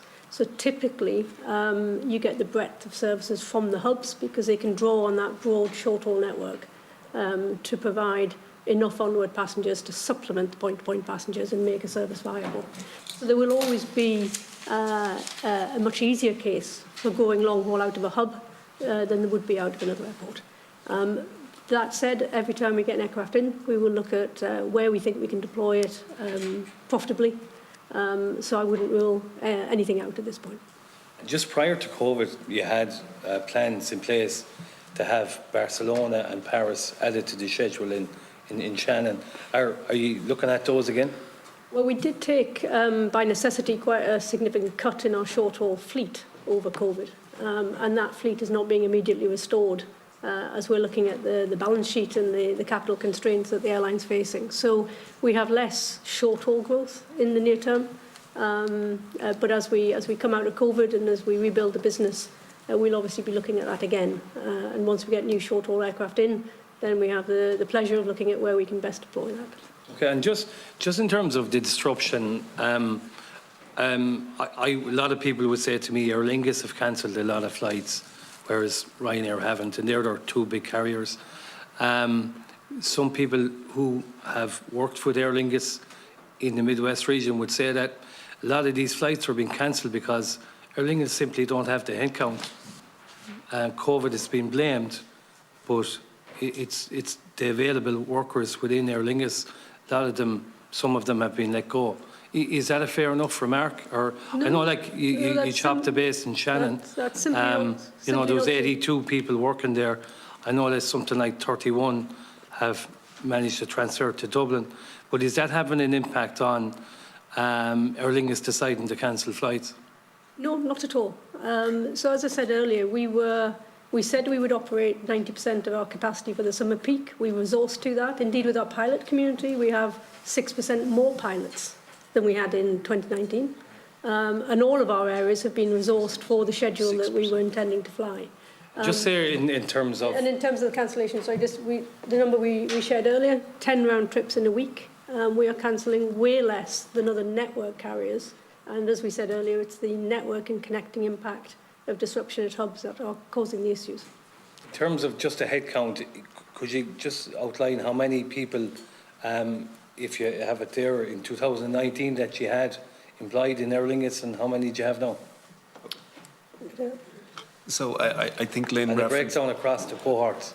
Lynne referenced earlier that we have 91% of the level of employment that we had in 2019.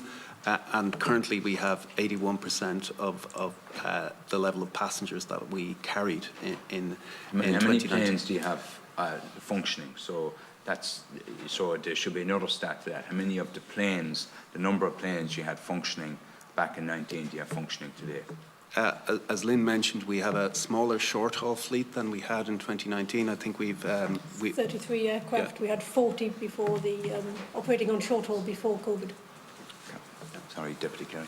Okay. So you've 91% of people that you had in rough figures, and I don't have them before me. We had 4,500 employees in 2019, and we have 9% less than that currently. Yeah. But that actually builds a buffer for us in terms of our planned level of capacity and our anticipated level of passengers. That should be a buffer for us in the context of capacity and passengers, but the disruption has consumed significant degree of that. You're down about 400 staff on 2019. Would that be correct? Well, we would view it as we're up on the number of staff required for our planned there's operation. 4,500 staff. If I take a crude thing of 10%, that's 450. If I pull it back, it's about 4,100. So you're back about 400 staff. In the context of a smaller operation. Okay. Just a final one. Just that base, the Lingus base in Shannon, have you any plans to revisit that issue and just re-establish a base in Shannon? I think I was before the committee on the last occasion explaining that decision in detail, and that the reason that decision was made was to ensure the financial viability of the routes out of Shannon Airport.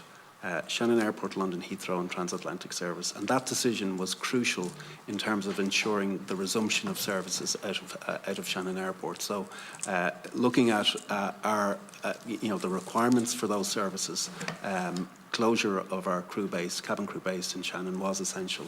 And as you mentioned earlier, those employees were given an option to redeploy to Dublin and Cork or take voluntary severance, and all of that was successfully implemented in terms of we were able to give the choices that those employees wanted at that time. Thanks, Mary. I'll now move to Deputy Cathal Crowe. Deputy Crowe, 10 minutes. Thanks, Chairman. Just want to also join in welcoming our guests here this afternoon.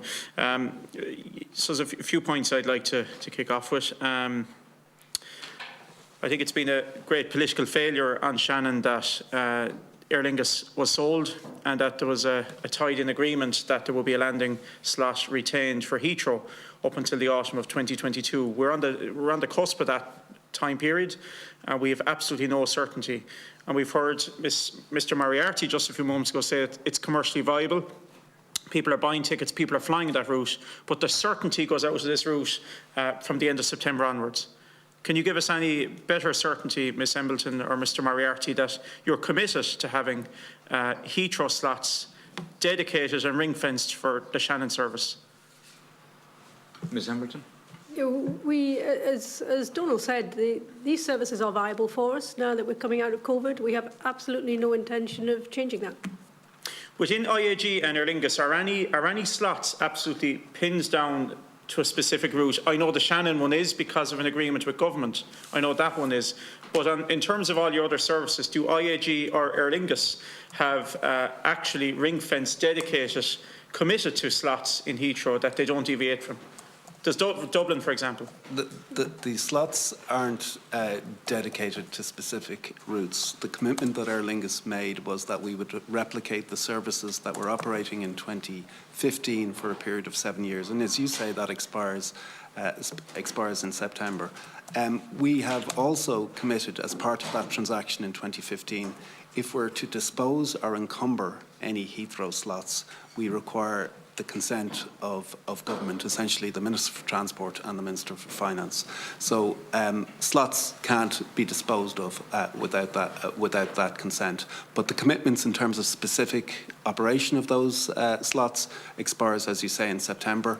But again, we go back to the fact that we are operating those routes in its current structure, and they're viable, and we see no reason that should change. And is that Shannon commitment unique to all Aer Lingus routes? It's the only route that you're committed to.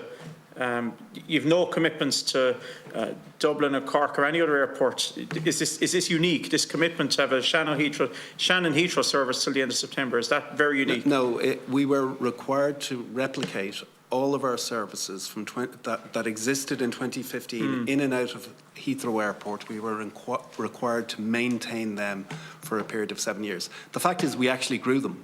So we didn't maintain them. We added more services. We got access to more Heathrow slots, and we grew the services over that period of time. Yeah. Look, I don't blame yourselves. You're a commercial company and you will make commercial decisions. Right now it makes commercial sense to fly Shannon Heathrow, and it will for the foreseeable future. Don't blame yourselves. There may come a time when that may not happen, and our worst dreams and nightmares might come true here. And the reality is that the Shannon region, the Midwest, was sold a pup. It was sold a pup in that there will be a guaranteed service from Shannon to Heathrow up till September 2022, and we're on the door of that. you're committed now, but we can't hold you to any commitment. There is no legal basis for government to hold something over you at the moment. There isn't. I'd like to move on with my questioning. The decision to close the Shannon base was taken in the really darkest days of COVID. And you said on a MS Teams meeting where you met this committee that I think there was a cash burn of 1 million a day, I think, if I remember correctly, and that you were talking about the company's survival and that you needed to make very harsh decisions. Of course, that didn't go down well with the workers, but Sinead, that has happened. I suppose people are now looking at aviation taking off, quite literally. The recovery rate, again, is quite high, particularly high in Dublin, but also good and healthy in places like Cork and indeed Shannon in my own constituency. Has consideration been given on the basis that you're performing well and that the next 12 months should hopefully bode even better for the company, the reinstatement of the Shannon base, and how viable has this busing cabin crew down from Dublin, how viable has that been over the past 14 months? So Deputy, I think I addressed a similar question from Deputy Corry. The decision was taken during the course of the pandemic, but it was primarily taken to ensure that Aer Lingus could actually restore and resume the services from Shannon Airport. So those services to London Heathrow and critically those transatlantic services to New York and Boston. Without having taken those decisions, the viability and the prospects of the return of those services would have been significantly damaged. At the time, we offered choices to all of our cabin crew based in Shannon to either redeploy to Dublin or Cork or to take voluntary severance. All of their choices in respect of those three choices were actually accommodated. So we have closed the cabin crew base, but we have ensured the resumption of those services, which I think you'll acknowledge are probably critical to the Midwest region. They're absolutely critical, but I would hope that that closure is subject to review. Well, if it were reviewed, I think that would potentially put at risk the continued services to New York, Boston and Heathrow. So I think it would be the wrong thing to do to review, and it's not something that we intend to do. Can I next ask, because we've grown accustomed to bombshells in politics, have you any AIB-esque announcements today or in the future? No. No. What you're committed to, you're committed to. Okay, that's good. Can I next ask, Aer Lingus cargo was also something we pride ourselves on in the Midwest, but I was particularly alarmed, again during the dark days of COVID, and the whole world was flipped on its head at that time, but I was particularly alarmed to see large cargo crates from Boston Scientific, each crate quite small in size, but each one having a monetary value of around €1 million. They were being trucked overnight from the apron of Shannon Airport. They were standing beside your grounded jets. They were being trucked overnight down the motorway network of Ireland to Rosslare, being brought on a ferry and being flown from Heathrow Airport over the skies of Shannon to the United States. A very cumbersome way of bringing cargo. Could you just tell us, how has cargo changed in Shannon? Have you any future plans to improve the facilities of cargo and using wide-body jets to get more cargo out of Shannon? We learned a lot during COVID about the economics of flying cargo as cargo-only aircraft. And if you've got a passenger aircraft with belly hold space for cargo, you need to absolutely fill that plane at yields many times normal yields to break even on that flight. So using a passenger aircraft for cargo purposes only in very extreme circumstances can make sense. What we need to do in Aer Lingus is ensure that where we have passenger services, we use those services as much as possible also to fill the cargo part of the aircraft. So we don't have any further plans for Shannon in terms of cargo. Where we can operate passenger services supplemented with cargo, we will. We don't have cargo-specific aircraft as Aer Lingus, and we don't intend to move into that space.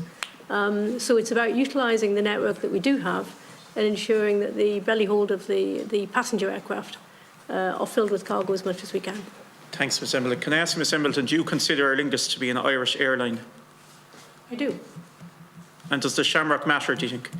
absolutely matters to everybody in Aer Lingus, yes. There's a real feeling, and I suppose it really came home to roost during COVID, particularly among your workforce, that those that felt their jobs were on the line, some of them lost jobs and some relocated, as Mr. Moriarty said. But there was a real feeling that Aer Lingus, there's huge pride in the Shamrock and the tail of the planes, but that this is very much an airline Madrid and London orientated, with no connection to.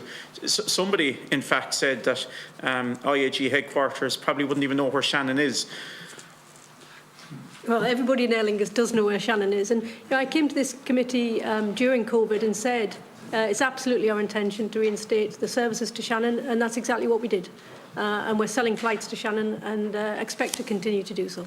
Can I next ask the Chief Executive of Shannon Airport and Shannon Group, Mary Constantine, recently briefed Oireachtas members, and she and her board have made an application to government for Brexit adjustment funding that would allow for an additional European hub service out of Shannon. It's been well flagged over the years. The likes of Frankfurt and Amsterdam Schiphol have been looked at. I know the answer. You'll say it's commercially sensitive, but would you be in a position, and would you be interested in expanding services with or without Brexit adjustment funding in and out of Shannon to give continental European connectivity beyond the land of Boris Johnson, somewhere into continental Europe? So I think we probably answered that question in a different context a little earlier, in that we are constrained at the moment in terms of our short-haul aircraft. Our fleet is reduced from what it was pre-COVID. What is it reduced by, Mr. Mayor? I think 7 aircraft less than it was. So your total aircraft was 50, correct?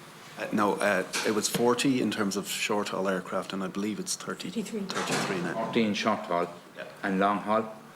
Long-haul, 28, Peter. So you're operating roughly about 60 aircraft? We're slightly more, 62, 63, I would say. How many are you down? You're down 7? We're down 7 on short haul. We actually grew slightly on long haul. So of the 40 who are short haul, that was 47, is that correct? No, that was 40 and it's now 33. Okay. All right, okay, sorry. Could I just finish? I've some final questions. I'll leave Aer Lingus alone. Thank you for your answers. We hope some of the stuff I've asked will remain subject to review. The Midwest is very viable. The Midwest has been very good to you. And I hope things like your cabin crew base and indeed routes service out of Shannon will be kept under positive review. Just want to finish by asking Dublin Airport Authority, we couldn't leave you off the hook on this one. Have you been complicit in 2022 in damaging Ireland Inc? We have extortionate hotel prices. We have price gouging going on hotels. We've had images of Dublin Airport people queuing in marquee tents out in the car park area, people missing flights, people crying on TV. It really came home to me a couple of weeks ago when traditional Irish group from New Jersey, they won a qualifier round for the All-Ireland FLA. They won it. And by virtue of that, they would always compete then in the All-Ireland FLA. But they were told this year that, the price hotels are, the flying into Dublin just won't work. So they stayed at home. They're champions in New Jersey and America. It means nothing to them. Do you believe that Dublin Airport this year have been damaging to Ireland Inc? And how do you propose, as we head into the autumn period, reconciling that and improving relations? To conclude, Mr. Harrison. We've discussed at the previous session and at this session that we regret the failures that have happened within our own responsibilities and have worked diligently to rectify those, which we've updated on today. We don't have any role in the price of hotels, the price of airfares, or other issues that you're referring to. So I think there is a whole range of factors that are rendering competitive position of Ireland at risk in the long term, and I think they're probably subject for a very different debate. How will you reconcile, how will you improve things for Dublin Airport over the next few months? I've 3 or 4, so we have to get them in tight. Very quickly, Mr. Harrison, that's it. So Mr. You might just answer it, maybe, Chairman. No, very quickly. 8 minutes to talk about Shannon. Like, come on, No, just to conclude. It's your choice. No, the title of this is Dublin Airport. Your choice to use. This is Dublin. The title of this committee hearing is the crisis at Dublin Airport. I won't tell you how to use your speaking. Please. Well, I'm sorry. beyond the bloody topic. I'm sorry. The public are looking in here. I want us to get information. So, very quickly, and I want to go then to Deputy Smith. Very quickly, Mr. Harrison. The areas that we've called out that are key focus in addition to continuing the delivery of security, our areas around cleanliness, our passengers with reduced mobility services, and the general passenger satisfaction in the airport. Thank you. Now, Deputy Smith, 10 minutes. If I could just ask my first questions to Lingus. You said your overall staff levels are at 91%, you said, to pre-pandemic levels. Yet you've increased the number of pilots by 6%, and you've increased the call centre staff by 90. I'm not sure what the percentage is. So, proportionally speaking, cabin crew and ground staff must have taken a big hit in terms of the staff that have lost. Could you comment on how many of your percentage staff have been lost in that area? I can deal with that, Mr. Smith. We have 3.7% less cabin crew today than we did in 2019. But that, I keep referencing, I suppose, our capacity is 90% of what it was in 2019, and our number of passengers are currently 81% less. On ground operations, I think it's closer to 10% less than it was in 2019. Again, reflective of the shift in capacity and passenger numbers. Having said that, we are continuing to recruit on a constant basis to deal with the increased level of disruption that we're seeing. So normally you would have completed your recruitment for the season earlier in the year, but we've continued a process of recruitment in order to deal with, help deal with the continuous disruption that we've So you've spoken earlier. of a successful buffer previously, but you're still recruiting. Yes. So how do they two match up? Is the buffer enough? The buffer was designed to deal with a level of disruption, a reasonably normal level of disruption. The disruption that we've described earlier across the wider aviation system within Europe is greater than would have been expected, so that we're continuing to recruit in order to deal with the challenges that we face. How do you hire extra pilots without hiring the requisite proportionate number of cabin crew? You know, like surely you're hiring pilots for routes. Those routes will require for each pilot. You'll need X amount of cabin crew. You need X amount of ground staff. So how does that work? Let me come in here, and I'll call on Peter in a second. So the lead time for training pilots, you can imagine that is the longest lead time amongst all of our work groups.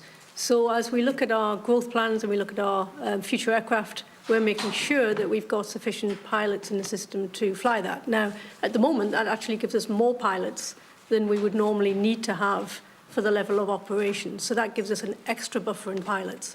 And then, as we said, for cabin crew, we've got more cabin crew as a percentage than the relative operations. And where we actually took the biggest reduction in staff numbers, it was in the head office functions. So in our frontline functions, as I said, we were absolutely ready with the right resources for the schedule.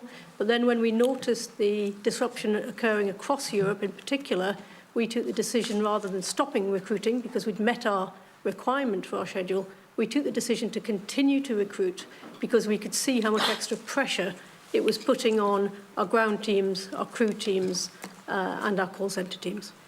Do transatlantic flights constitute point-to-point flights as per your definition of point-to-point? So it's the passenger that's point-to-point or connecting. And I would say 70% probably of a typical long-haul flight will be point-to-point passengers, and some 30–40% of a typical long-haul flight, those passengers would be connecting onto Europe, or vice versa. Without getting into the amount of flights that are being cancelled, because you've answered that, it would seem that the number of flights that are being cancelled predominantly now, albeit a relatively small number, are transatlantic flights. But they wouldn't be impacted by the Heathrow hubs, would they, or the issues on mainland Europe? And also, in terms of the COVID reasons, surely staff on those flights aren't disproportionately impacted by COVID compared to staff on any other flights. So why are the transatlantic flights seemingly being cancelled? I'm happy to take that, Deputy. As I mentioned earlier, we've taken in some leased aircraft, which has given us additional buffer on the European flights. That has freed up our resource on short haul. And on the Atlantic in the last week, we've actually seen some down route sickness, which has hit us. So at an outstation. What does that mean, down route sickness? So basically somebody could be in LA and they call in and that they're unwell. They'd go through the procedure and we wouldn't have a crew in place for that until the next day. So transatlantic by its nature is more disruptive if we lose a crew in that way. Okay. You mentioned that there's massive infrastructural deficits. No, I won't. Actually, you mentioned there's infrastructural deficits in Dublin Airport. It requires stands and screenings and extra things. That's going to have to be funded. So, will the DAA have a plan for that? It will involve increasing airport charges. What will Aer Lingus's approach to that be? You demand on one hand these infrastructural improvements, but how are they going to be funded, and how will you be dealing with that? So that whole process is determined by a regulatory process run by the Commission for Aviation. You'll have a view, and you'll be public with that view, I'd imagine. Yeah. So only last Friday, the Commission for Aviation Regulation published a preliminary determination, and they're conducting an 8-week consultation process, and we'll participate fully in that process. We're actually just reviewing the document that was published last Friday. I suppose from our perspective, it's key for us that required infrastructure is delivered on a timely basis, but also on a cost-effective basis. And we look to, as do all stakeholders, look to the regulator to determine what the appropriate level of pricing is that will enable the funding of the required infrastructure. Because there is now a fixed tension in the aviation industry between airlines, which are continually driving down costs and prices, but then you have the airports, be they here or elsewhere, that have many fixed costs that aren't going to change. In fact, they're probably only going to increase. So that is something that the aviation industry is going to have to wrestle with. But that's another point. You mentioned in your contribution or in your situation that you actually foresaw 90% coming back to 90% demand. In our previous Transport Committee meeting with the DAA and others in the aviation industry, it was stated that they didn't see that no one saw this. Did you feel you were a lone voice late last summer over the winter, that you saw that aviation was going to rebound? What were your meetings like with other stakeholders in the aviation industry, and you feel that you weren't listened to? So first thing is 90% of 2019 is still a reduced demand. But the way you worded the way you worded in your submission, in your statement, is that you were reiterating your intention. You planned for and prepared for the return in passenger demand. You built appropriate buffers into your plans in order to deal with the reasonable level of additional disruption. The inference there is that others didn't. That you prepared for this, you hired for this, and that others didn't. Is that accurate? And did you raise this with other stakeholders? We were very loud in our intention and our planning. As I said in to some of the previous questions, back in the autumn of last year, we said we wanted to fly and expected to fly 90% of our programme. That's exactly what we did. We were ready, and we were ready with our resources. And as I said earlier, if every other part of the system was ready, we wouldn't be having these conversations that we're having today. So we were very clear in our plans, and we were very clear in our schedule intent.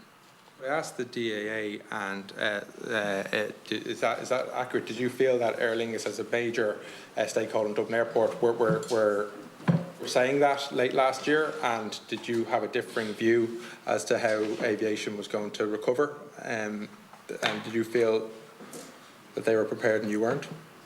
Well, we were guided by a number of different sources. So if I take the guidance that was issued by ACI, which is the group that represents airports around Europe, they were expecting passenger numbers to return to about 70% of 2019 levels in 2022. It's always important to understand the currency that we're dealing in, because the aircraft movements may be there, but there is also then a question, particularly when it comes into security screening, as to how full the aircraft are going to be. So potentially aircraft can operate viably with relatively lower load factors, although there's always going to be a cutting point as to the viability.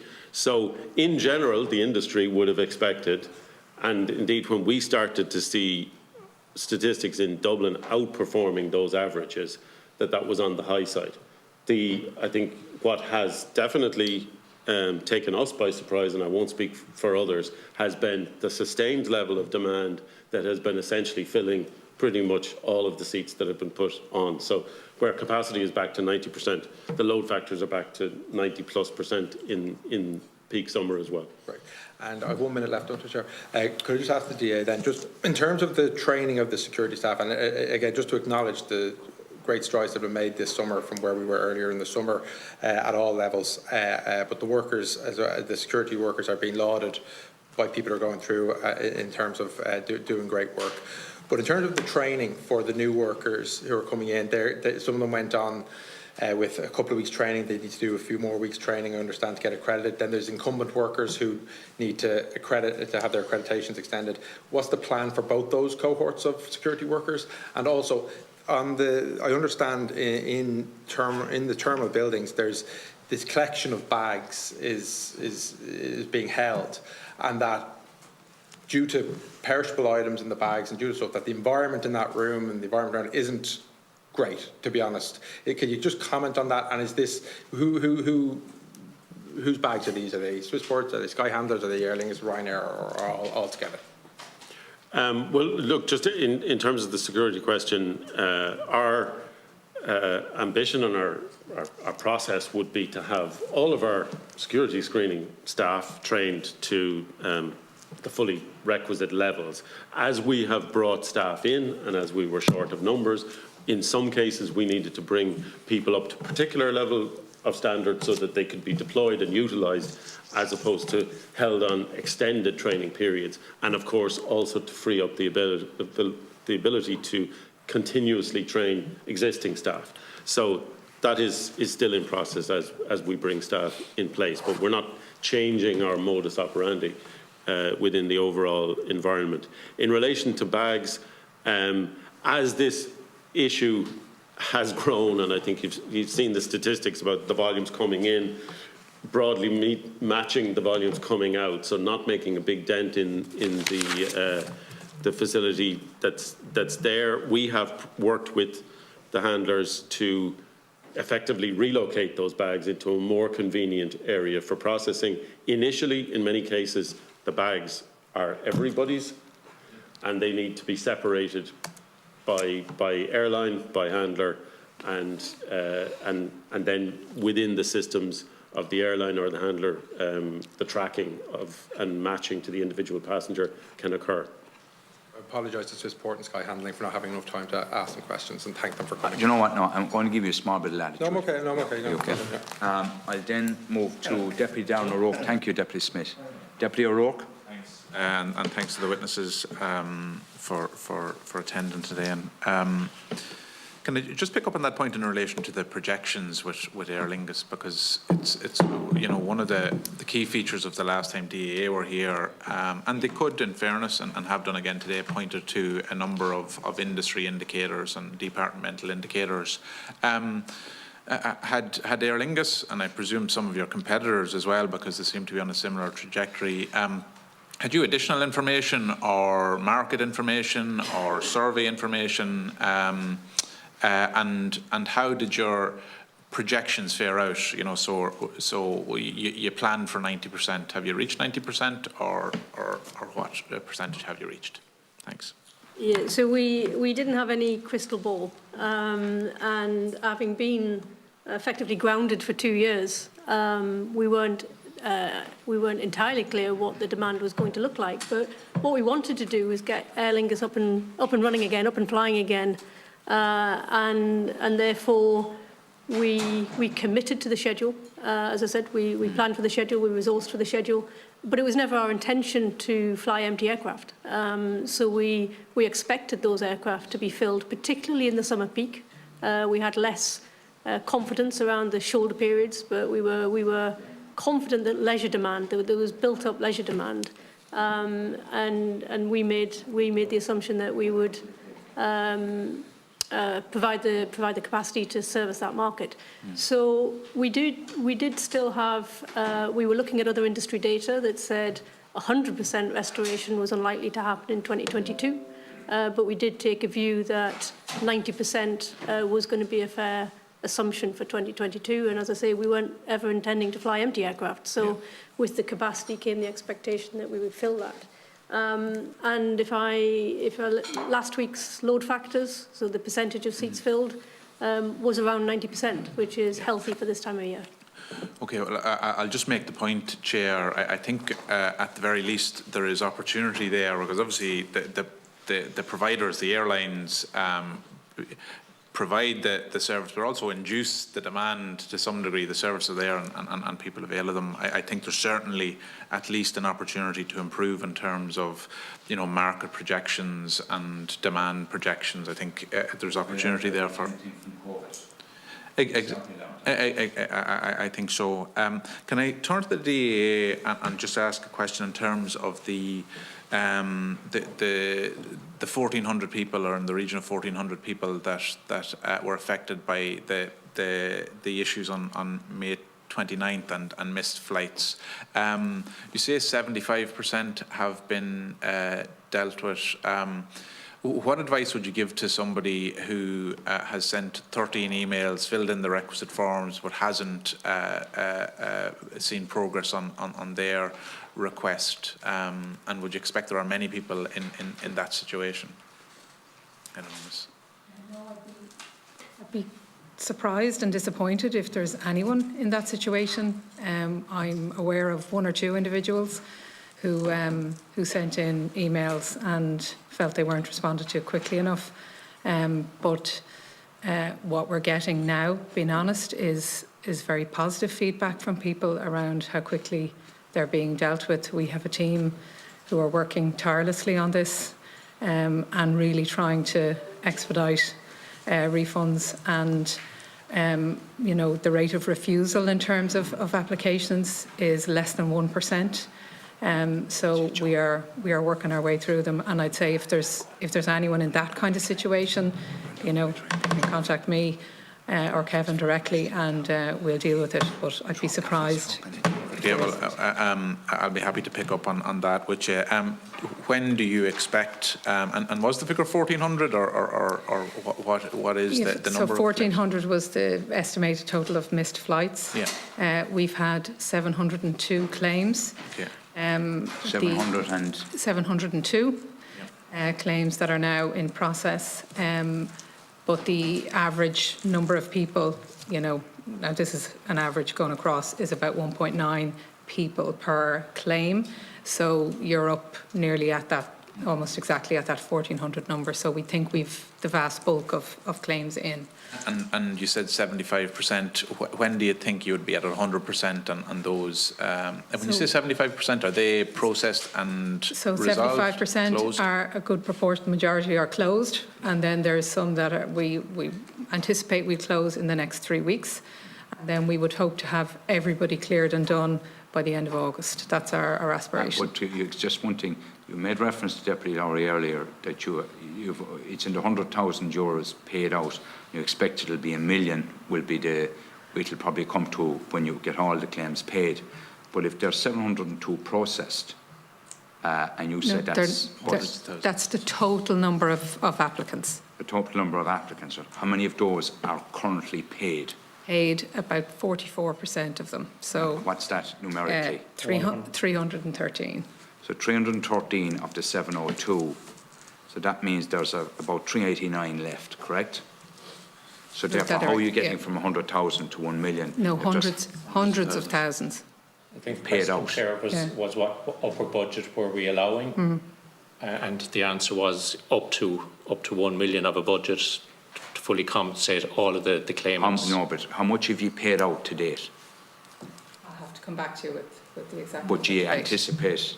Do you have the 303 people paid at this point? Yes. Claims, and 389 are outstanding. You think the full amount will come to 1 million? We're allowing up to 1 million. Yeah. Sorry, I'll give you that. No problem.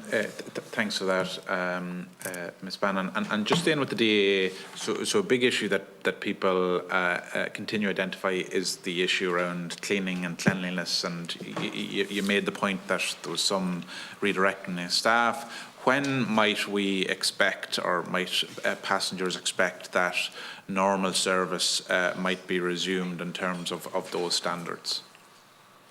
I think we're already seeing much more positive feedback and response in terms of the standard.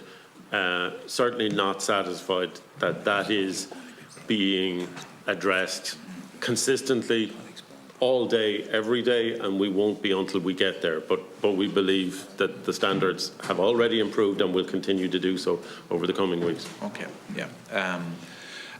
Can I ask to all of the witnesses to try and get as clear a picture as possible, and I'm sorry if I'm repeating questions that I did miss at the start, but just in terms of the baggage handling and lost luggage, what's the full picture? And we're hearing that this is an issue that's going to continue at least until the end of the summer. Is that the case? That's question number one. Second, what are the amount of lost luggage or unclaimed bags that are on site today? What's the throughput? Are you adding to that on a day-to-day basis, or taking away from it? So is this an accumulating problem or a reducing problem? And what advice can you give to people who, and I think people who have travelled through Dublin Airport and are now in Ireland, to make it simple, that want to pursue their lost luggage? Because I'm aware that some is airside, some is landside, some of it is going to be courier. We're not encouraging people to come and collect it. Others. So if we could just have those questions, maybe start with the DAA. I don't know if you have oversight of the Ryanair end of things or an overall picture, but maybe start with yourselves and Aer Lingus and the two baggage handling. I think in terms of the airport feedback, it would be to contact your airline in the first instance. They have your booking, they have the details. Yeah, but do you have an oversight in terms of the number of unclaimed bags in Dublin Airport today, for example, and whether... I don't have a precise number, but I think using the numbers that have been provided here, that the number of bags would still be in the thousands. Okay. Can I just maybe you weren't in yet, but I did just compile figures here, and maybe you might be able to verify it. Ryanair were taking those little Rennie bags because they're point to point. Aer Lingus, it's 1,200. You've still people outstanding. Swissport of 100. Sky High Partners have 2,897. That's 4,197 baggage issues within Dublin Airport. Would that be accurate? Within reason, okay? So we're talking about 4,200 people at the moment, or baggages that are outstanding. I did a quick calculation, am I correct in this? Aer Lingus are putting through about 700 capacity a day. Sorry, yeah, about 700 coming through a day. You've capacity to put through about 450, so there's 250 going into... Sorry, you've capacity of 700, there's 450 coming through per day, so you've about 250, you can pull it back. That's roughly, to me, about 5 days of 1,200. Swissport is a very small, you reckon that'll come back in the next week, am I correct, Mr. Tully? Yeah. And then Sky Handler Partners, you have 2,897, you have a capacity of 350 a day. Sorry, you've 270 coming through per day, so you've about 80, I was slightly out the last time, 80, and that's about 36 days to pull back to 2,900 numbers. That's further reduced by the support we get from the airlines themselves, who have dispatched teams to Dublin to assist as well. So maybe, the figures I've put out there, we'll take those reasonably accurate. So maybe Aer Lingus could address it as to how quickly you can pull back to 1,200, and Sky Handler Partners, how you can pull back the 2,897, and more particularly, passengers that are there, and who do they get in contact with? How can they get access to their bags? And also, what's the age profile in those? Those 1,200 and those 2,897 and the Swissport 100. How long are those baggage those baggage in storage at this point. So I'll let Deputy Oak decide who he wished to deal with it first. Yeah, maybe start with Aer Lingus, if that's all right. Yeah. Thank you. Am I correct in my figures? Yeah, just to clarify, of the 1,200 open files, that will be network-wide for us, but we do all of the baggage repatriation through Dublin. Okay. So just to clarify that, it's not particularly a Dublin issue per se. In terms of the ageing of bags versus new intake, it's quite complex because some of the ones that are there for longer are the ones that I referred to earlier, where there may be missing documentation. So that's more like the investigation process. But on average, the 1,200 are there. It varies because we are clearing new bags very quickly. Okay. Within 24 So these are 48 probably hours. historical. These have been there for 2 or 3 months? I wouldn't go as far as 2 or 3 months. 1 or It's 2 really months. 1 or 2 months at most. And then to pull it back, how long before you get that, and who do people contact? Yeah, so the contact initially, if somebody is travelling with Aer Lingus and they find their bag isn't where they expect it to be when they arrive, they should go online and use the Report My Bag facility, which we've launched on our website. Just create one record. People are making multiple records, which is causing more confusion. And that then feeds through to a World Tracer application. And again, all updates relating to that baggage are updated online there. And if people want to speak to someone? So as referred to earlier, our call centres are under significant pressure. So we really would encourage people to use the online facilities as much as possible. Locally at Dublin, if you think your bag has arrived into Dublin or the system is indicating that, you can come to the airport through the arrivals area, and we will facilitate people through there. Where people have gone to their home destination in Ireland, we will courier the bag to there once we find it. And equally, if people have returned to their foreign country, we will courier to there as well. And you wouldn't consider, if people are emailing you on your reporting system, that you wouldn't follow up with a phone call to them at a later time? And we do that, but obviously our capacity to do that at the moment is constrained. So the most efficient way is to deal with these We'd ask you to bags. make the calls, I really feel, in the circumstances. We acknowledge that. We'll go to, I'll deal with Mr. Tully next, in terms of who people can contact with Swissport. What do they do? We have emails set up and there's phone numbers for people to contact as well, so a combination of the two, and we'll always generally follow up with a phone call once we've received an email. Mr. Moloney, Skype. Anyway, yes, Skylink Partners website has the contact details and where to present to collect your bag. Why is your level of baggage so high?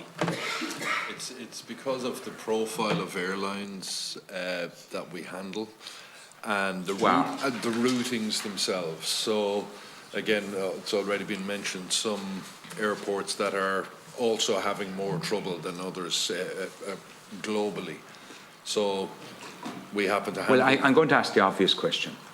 How is Skyhandle Partners nearly 28 times the number of bags that Swissport have in terms of Dublin Airport? I know it's a hard question, but it has to be asked. Just to put it into context, and I know there was some discussions here about is it transfer baggage that isn't making it, etc., etc.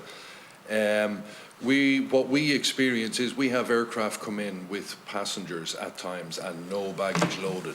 So aren't at all. These aren't transfer passengers. It depends on whether there have been strikes in certain outstations. They obviously have their own resourcing challenges, etc., etc. And in fact, some airlines even choose on a daily basis which flights they're not going to load because they too don't have the resourcing capability. Thankfully, we haven't had that out of Dublin, to my knowledge, certainly not from ourselves.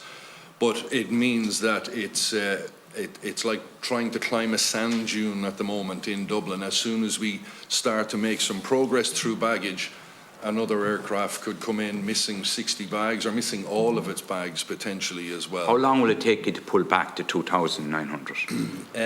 Well, part of this, because we are allowing public access to the landside facility now, that will actually help to speed the process. So the processing figures that Darren mentioned there don't include when we're able to bring passengers in, escort them through to look at the baggage that's there, and those that pull them out from that perspective, where we can then close the files.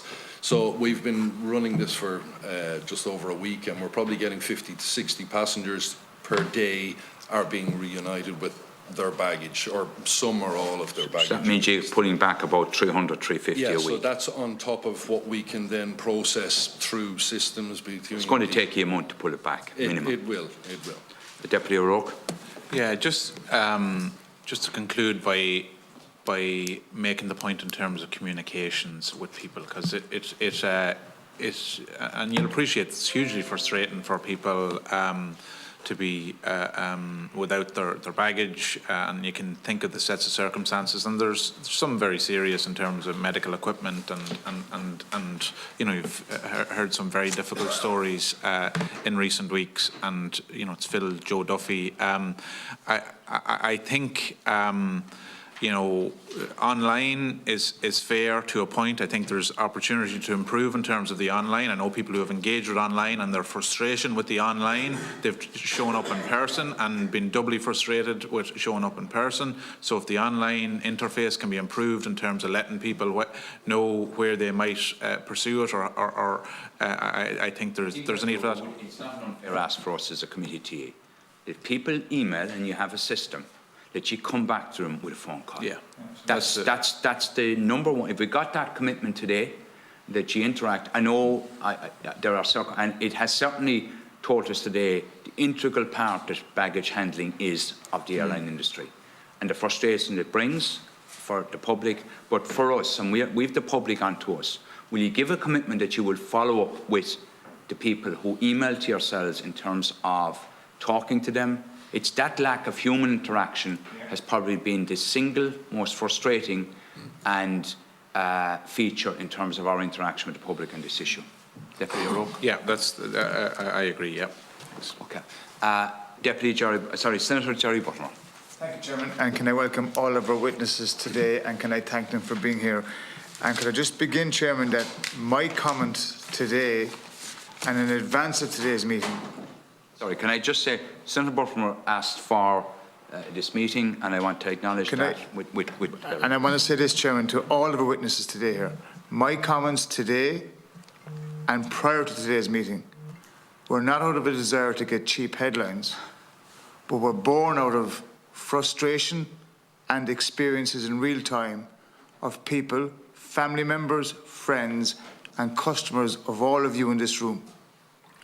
And let me just begin, Chairman, with one small example. Dear Senator Butler, I'm writing to you today because I just read that you're meeting our Lingus this week. My family and I, 10 in total, were to fly from Dublin to Ferry yesterday, Saturday, 23rd of July, at 7:45 a.m. We arrived at the airport at 2 a.m, checked in, and all our luggage checked in. 7:30 we were informed the flight was delayed for technical reasons. 8:30 a.m. we were told the flight was delayed due to technical issues.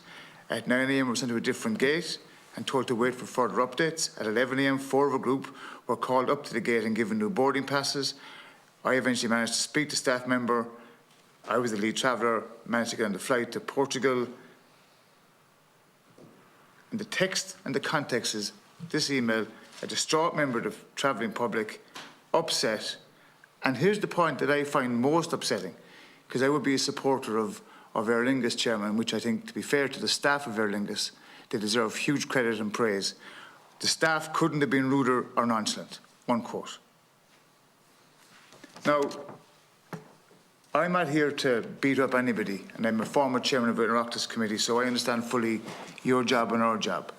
But, Chairman, we've had a summer of discontent. And could I just ask the people in the room today, have any of you in this room or witnesses spoken to, met with, or called a member of the travelling public who've been discommoded? We might start with... and I'm asking that question to everybody. I think we'll go around. Ms Embleton, Mr Harrison, Mr Tully, and then Mr Moloney. Ms Embleton?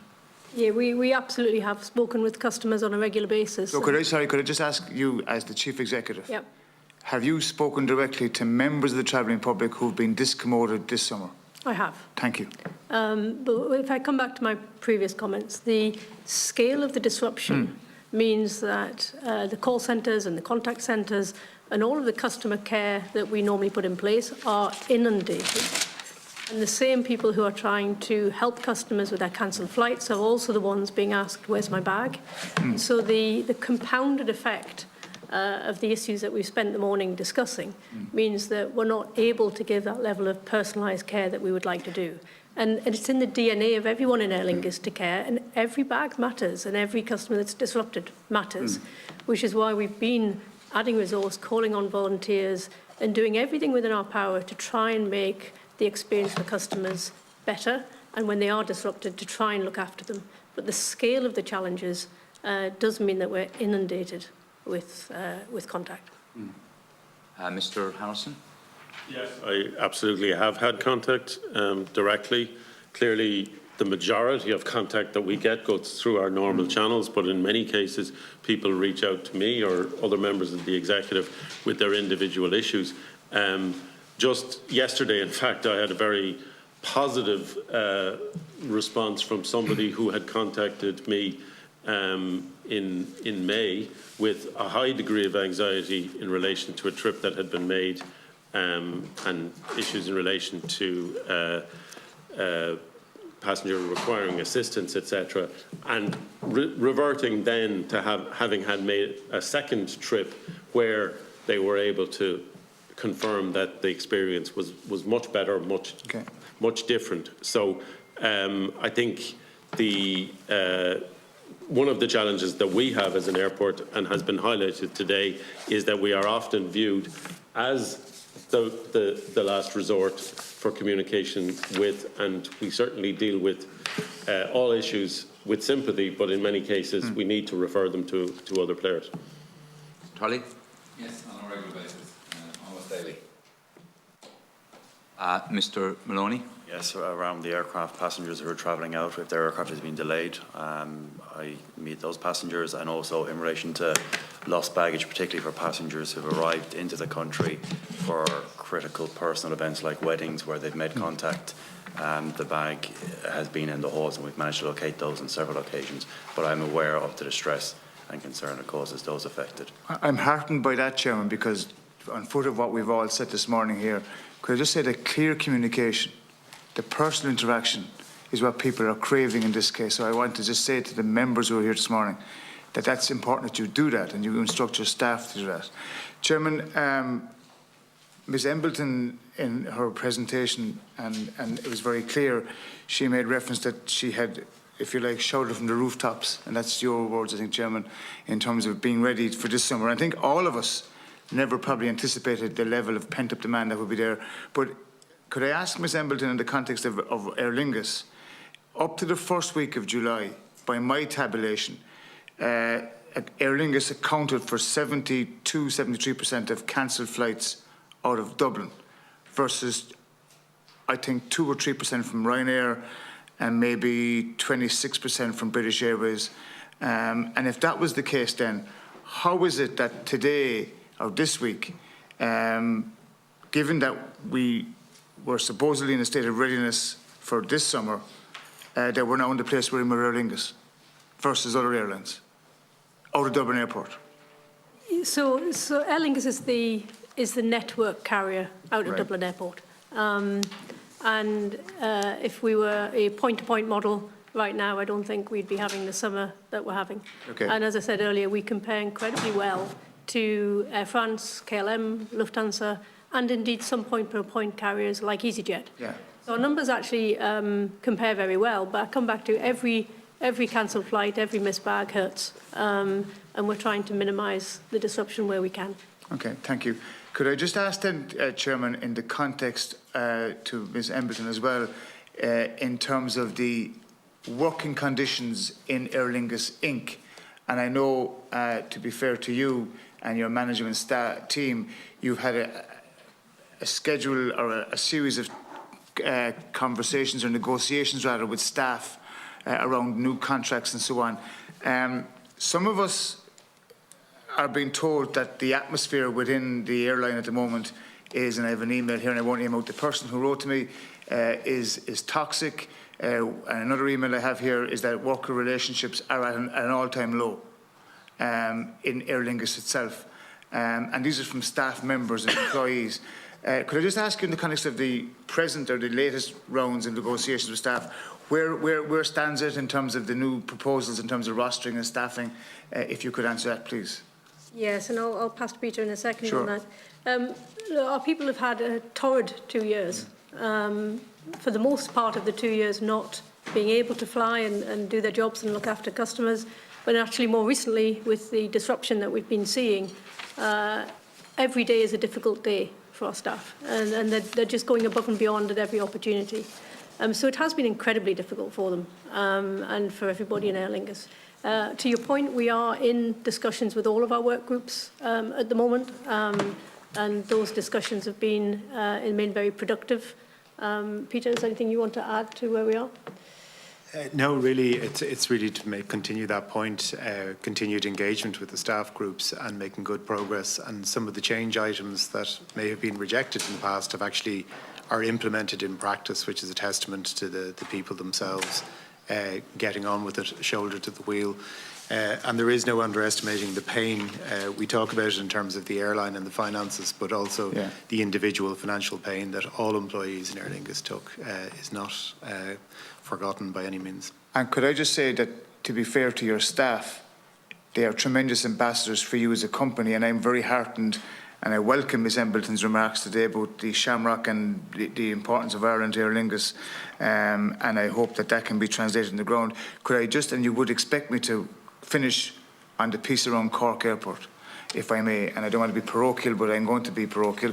As the late Tip O'Neill once said, all politics is local. So could I ask, in the context of Cork, and could I invite Mr Moriarty, Mr O'Neill, Ms Embleton to come to Cork, and I'd happily bring you to Cork Airport to meet with the staff at Cork Airport and the business interests in Cork, because Cork is a very important airport. Since 2019, we've seen, and Donald is smiling. We're going great, Darren. Donald knows where I'm coming to next. So, well, you know, the second busiest airport in the country, the one that has won the most awards for customers. And Bottom, I'm giving you huge latitude now, and you're running off a runway very quickly. Just in the context of Cork, you had 4 aircraft, you now have 2 since 2019. Your plans in terms, and I welcome the base being kept and retained. Could I just ask in the context of Cork, in terms of the number of aircraft increasing, that's number 1? Certainly, Senator Buttimer. Just to comment on Cork, I know Cork very well. I know Cork very well, and I know Páirc Uí Chaoimh very well. So happy to visit at any time. In terms of our number of aircraft based in Cork, it goes back, I suppose, to the answer I gave a little earlier in relation to Shannon, and it relates to our short-haul fleet size and that 7 aircraft reduction that we've had to implement as a result of COVID. You'll be aware that we do have a strong level of service from Cork Airport. I think on Cork, London, Heathrow, normally we have 4 per day. With the mandatory capacity reduction imposed by London Heathrow Airport, that's typically 3 per day at the moment, given the imposition of that mandate. But we are trying to reaccommodate those passengers on other flights, usually out of Cork within the same day. We're always open to the possibility of additional services from all our airports, but as we've mentioned, that is dependent upon aircraft availability, and it also has to be assessed from the perspective of what is most viable and what is the most profitable deployment of that aircraft once we have it. But currently, we're constrained in terms of our fleet size. Do you want to add anything, Lynne? I think the only thing I would add to that is the damage in terms of debt that Aer Lingus took on during COVID, and the damage to the balance sheet means that whereas airline people, we like to fly, we want to grow, we've got to look at the capital constraints and our ability to access more aircraft. But you did get government funding during COVID as well. And we continue to lose 1 million a day, and the funding was in the form of a loan, which we need to pay back. So we've got debt that we didn't have pre-COVID. But it is our desire to be able to justify more aircraft coming into the fleet. And then in the context of that particular piece that you've just spoken about, Emerald, who've taken over the whole Aer Lingus regional, can you comment on their relationship in terms of the regional airports, not just Cork? And then in the context of Cork, we've seen Lisbon, Nice, Barcelona, Paris, Brussels, Geneva gone. And the winter preparedness, the winter planning, from what I can see, from a Cork perspective, and maybe perhaps in others, is a bit bare. And I'm concerned about the winter plans of Aer Lingus for our regional airports. And could you just, and again, just the piece about Emerald, which we haven't mentioned, is important as well. Yes, let me start on Emerald and then I'll pass to Donal.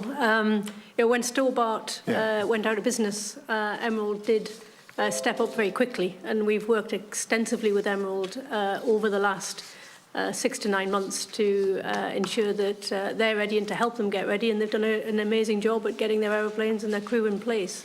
And that has enabled the resumption of a lot of services that would have been lost otherwise with Stobart's demise. Looking ahead to the winter, well, we know how seasonal the demand in and out of Ireland is, but we are, where we see demand for the winter, we will fly that demand, and from a resource perspective, again, we'll be ready. Okay.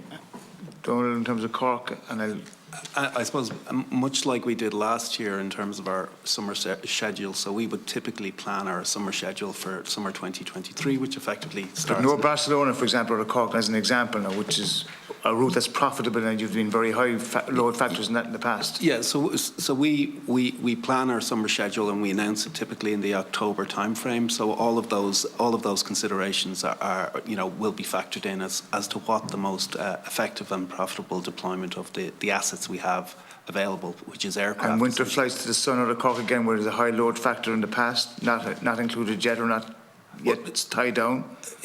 I mean, what we're flying this winter is effectively tied down at the moment. But in terms of summer 2023, which, as I say, commences at the end of or at the start of April, those decisions will be made and announced in the October-November timeframe. Okay. Thank you very much. Thank you for being here today, everybody. Thank you. Just follow up one thing. Am I correct in saying that you had 4 flights from Heathrow from Cork and you've 3 from Shannon? That's correct, yeah. Okay, and how many do you have from Dublin? I think currently it's 9, Daily. I think. Peter, 9. Is that correct? Yeah. So I suppose, I'd ask, and obviously, can I ask a pretty, would appear, a simple question. If you were to ignore Heathrow on the cap and to continue to fly, what are the implications? I think, and I heard reference to that earlier, Chairman, and I think it was in relation to a specific airline who indicated that they would ignore the cap. They ultimately agreed with London Heathrow that they would implement the cap. So I'm not aware of anyone. Well, then we won't go any further. Can I ask then, so I'd ask that, looking at it there, Dublin has 9 daily flights, Cork has 4 and Shannon has 3. Now, my understanding is you've curtailed 43 in Dublin, 12 in Cork and 11 in Shannon, correct? Those figures are effective as of 20th of July. Just asked. It's slightly increased since then. It's slightly disproportionate with Shannon, so and we've put it, so it's just something, and obviously you're looking at it. I'm correct in saying you're committed to the Shannon Heathrow route long term, would that be a fair statement? It's on sale for the next 11 months, and it's, so that's only, you'll appreciate, as being a TD from Limerick in the Midwest, I have to. I might just go back to the earlier comment. It's our ability to reaccommodate passengers as efficiently as possible for them that really drives their decision. We accept that. Yeah. And then just on the transatlantics, daily flights to Boston and New York, right? Yeah. Will they continue for the year? There is normally a brief hiatus in the early start of January or mid-January actually to mid-February.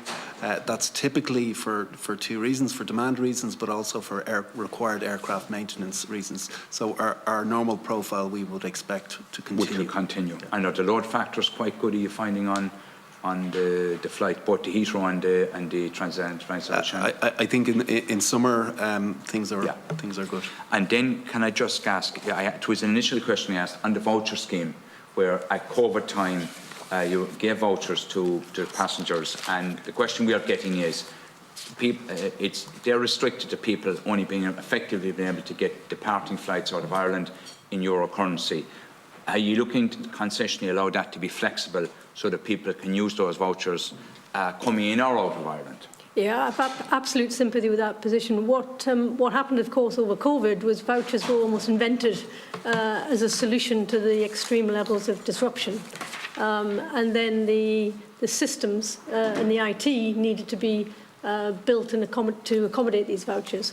So the more straightforward redemptions of these vouchers, which are in a currency that is easy for the system to handle. And going the same direction. And going in the same direction. So commercially or from a customer perspective, we would like to accommodate much more flexibility, and we're adding capability in our systems all the time to enable us to deal with this. But of course, it was a quick response to a quick crisis. When do you think you'll get to a point where your system will be sufficiently flexible that people can use the voucher to fly in and out of Ireland and in different currencies? Yeah, so I wouldn't like to give you a commitment to that right now, but it's absolutely on our radar, and it's something we can get back to you on. Yeah, thank you.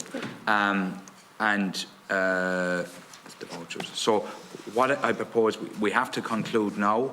I'm going to let Senator Harkin in for a minute. He's a pinpoint question to ask. And I'm going to let Senator Harkin and Deputy O'Murco, just a pinpoint question for a minute. Thanks, Kerlock. And it was just really on the longer term future of DAA in terms of both addition. I know there's an additional route back now, Dundrum. I think it goes through Red Cow to Dublin Airport in terms of like an air coach type facility. How much more public transport in advance of the metro, which we heard was not 2031 to 2034? How much more can you do on public transport, and how much engagement do you have, and equally how much more parking? Because I think there are times when you're almost at full capacity, and you might just outline as to where you are with the parking and where you are hoping to get to with the parking. Thanks. Okay.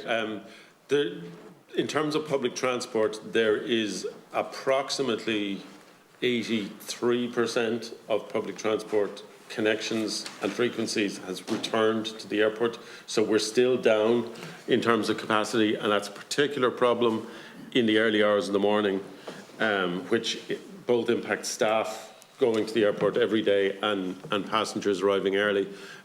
So we're... There's a number of operators that have not restored their services, so we would be dealing with the NTA as to whether they are going to encourage those operators or to retender those routes, and then there are frequencies that need to return to viability. We ourselves will be looking to put incentives in place to facilitate that. We are also very actively promoting where Bus Connect is being introduced, that the Swords corridor and the access to the airport is accelerated, and I'd certainly recommend that for the Transport Committee. In relation to car parking, the primary capacity issue has been the removal of a car park that has not been operated by Dublin Airport. That facility is now for sale, so we would expect it to come into operation at some point when that concludes. Thank you. Deputy O'Murco, very quick. Yeah, Ms. Embleton, you spoke about obviously the difficulties that are being caused by people landing early to check in and such, and obviously the advice is still 2.5 hours for short haul, 3.5 hours for long haul, plus an hour for bag drop or whatever else. But in fairness, Mr. Harrison, you did say that people should contact the airline in relation to when they will be opening. So therefore, I think we just need to give clarified advice in relation to this and what will actually work, and just how big an issue do you think it is, Ms. Embleton? So this is a chicken and egg issue. We have customers trying to fly in the morning, and they are behind in the queue. Customers who are flying many, many hours later, and that clearly causes queues and congestion in check-in and indeed in security. That wouldn't be there if everybody was turning up in sequenced time for their flights. So it is causing us an issue, and it is causing congestion, and it is causing customer angst when they arrive at the airport and they see a queue. So I can understand the chicken and egg nature of this, but the quicker we can... What advice would work? We would prefer customers to turn up much closer to the time of departure. So we're moving towards the hour, dare I say it, Ms. Embleton. But not yet. No, it is contacting the airline, is it? From your point of view, then, that is, or is it? Maybe you don't want any more calls. So security is a function of the airport. So just, yeah. Well, what I would say is the advice that we have in Dublin Airport is very consistent with the advice across other airports in Europe currently. Yeah. And I would say in virtually all of those cases, they have extended the time. We have the difficulty of giving a one-size-fits-all message, which needs to meet passengers who might be leaving early in the morning when times are very busy and in the early afternoon when they're not. Yeah. Clearly, the airlines have the individual contact mechanism with passengers if they want to issue bespoke messages at different times. For example, if you're checking a bag but you're not checking a bag, clearly your process in the airport is quite different. We need to give a consistent message across all the carriers and all of the passengers. So I think there is scope for tailored messages if any of the airlines wish to do so. Okay. Senator Bottomer, very quick. On the context of that conflict of advice, the August Bank Holiday weekend is coming. Congratulations on your Hopper Award this week of being the 4th best airport in Europe. Congratulations. I'm glad we've come from the debacle of early summer. Do you envisage we'll be back to where we were in the August weekend? Can we have confidence that we won't be where we were? Yes, I've given that earlier, but we don't see this weekend as being in any way any particularly busier than the recent weekends, and we would expect the same level of service as has happened in recent days and weeks. And the point around the cleanliness and the tidying up of the airport, you've taken the comments of others today on board.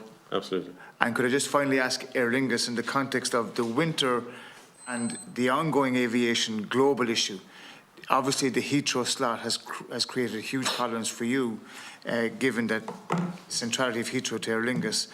Could I just ask, in terms of your confidence in the resilience of the airports and ground handlers for the winter, from your perspective? Senator, obviously our business is a seasonal business, and summer is the busiest time, so there should be some alleviation that manifests itself throughout the system, including at Dublin Airport from the October period onwards. But the resourcing issues that we referenced earlier across the wider aviation system will take some time to work through. So it's not entirely clear when they'll be fully resolved. We would expect that they will be resolved prior to next summer. But for a business like ours, which is quite seasonal, we would expect to see alleviation manifest itself in the October period onwards. Okay, thank you. With that, thank you. I want to thank the witnesses of Aer Lingus, DA, Swissport and Sky Handling Power for assisting the committee today in this important matter. For us, we're here to represent the public. We're elected by the public, and really, I suppose what's come across today is it's an ecosystem, and that's why it was so important that the airlines, the DAA and the baggage handlers were here today, that we got a full understanding. What we'd really ask, I suppose, at this stage is that in terms of the baggage handling, communication with people, I think it's fair to say that a lot of the baggage that's there, the 4,100 baggage that's in Dublin Airport, has been there for a while. I think that's that's a reasonable statement. So we'd ask, have further engagement, phone really, to deal with their measures. DA have made great strides. There are other issues, obviously, Mr. Harrison, that need to be addressed, but we acknowledge the improvements that are made. We see Aer Lingus as one of our national carriers, Ms. Embleton, and it's hugely important in terms of connectivity for us. Can we take it that once October the Heathrow cap lifts, Aer Lingus will be back to flying at full capacity? There's no restrictions at that point. It's our intention, for sure. Okay. So with that, we will follow up with, we'd ask the handlers to write to us formally on the issue around the non-EU licence holders and vetting. We will follow up. We'll hold hearings early in the autumn on the issue. But if we can in any way assist in getting extra staff in place to expedite the baggage handler issue, it's something we want to assist. With that, the committee will continue to keep a close interest in relation to this matter and will not to advocate for all appropriate resources and effort to be applied to address the problem arising for air travelling passengers. Just on a committee level, I want to thank Tom Sheridan. Tom is moving to fresh pastures. I want to thank Tom for all the great work he's done. Thank Anthony and James and the great work Stephanie, the staff they've done. Wish everyone a good break over the holidays. And the meeting is now adjourned sine die. The next meeting will take place in September when Dáil sittings resume and obviously Shannon. I'd like to thank the members for all their work during it and wish you all an enjoyable break. Thank you all very much.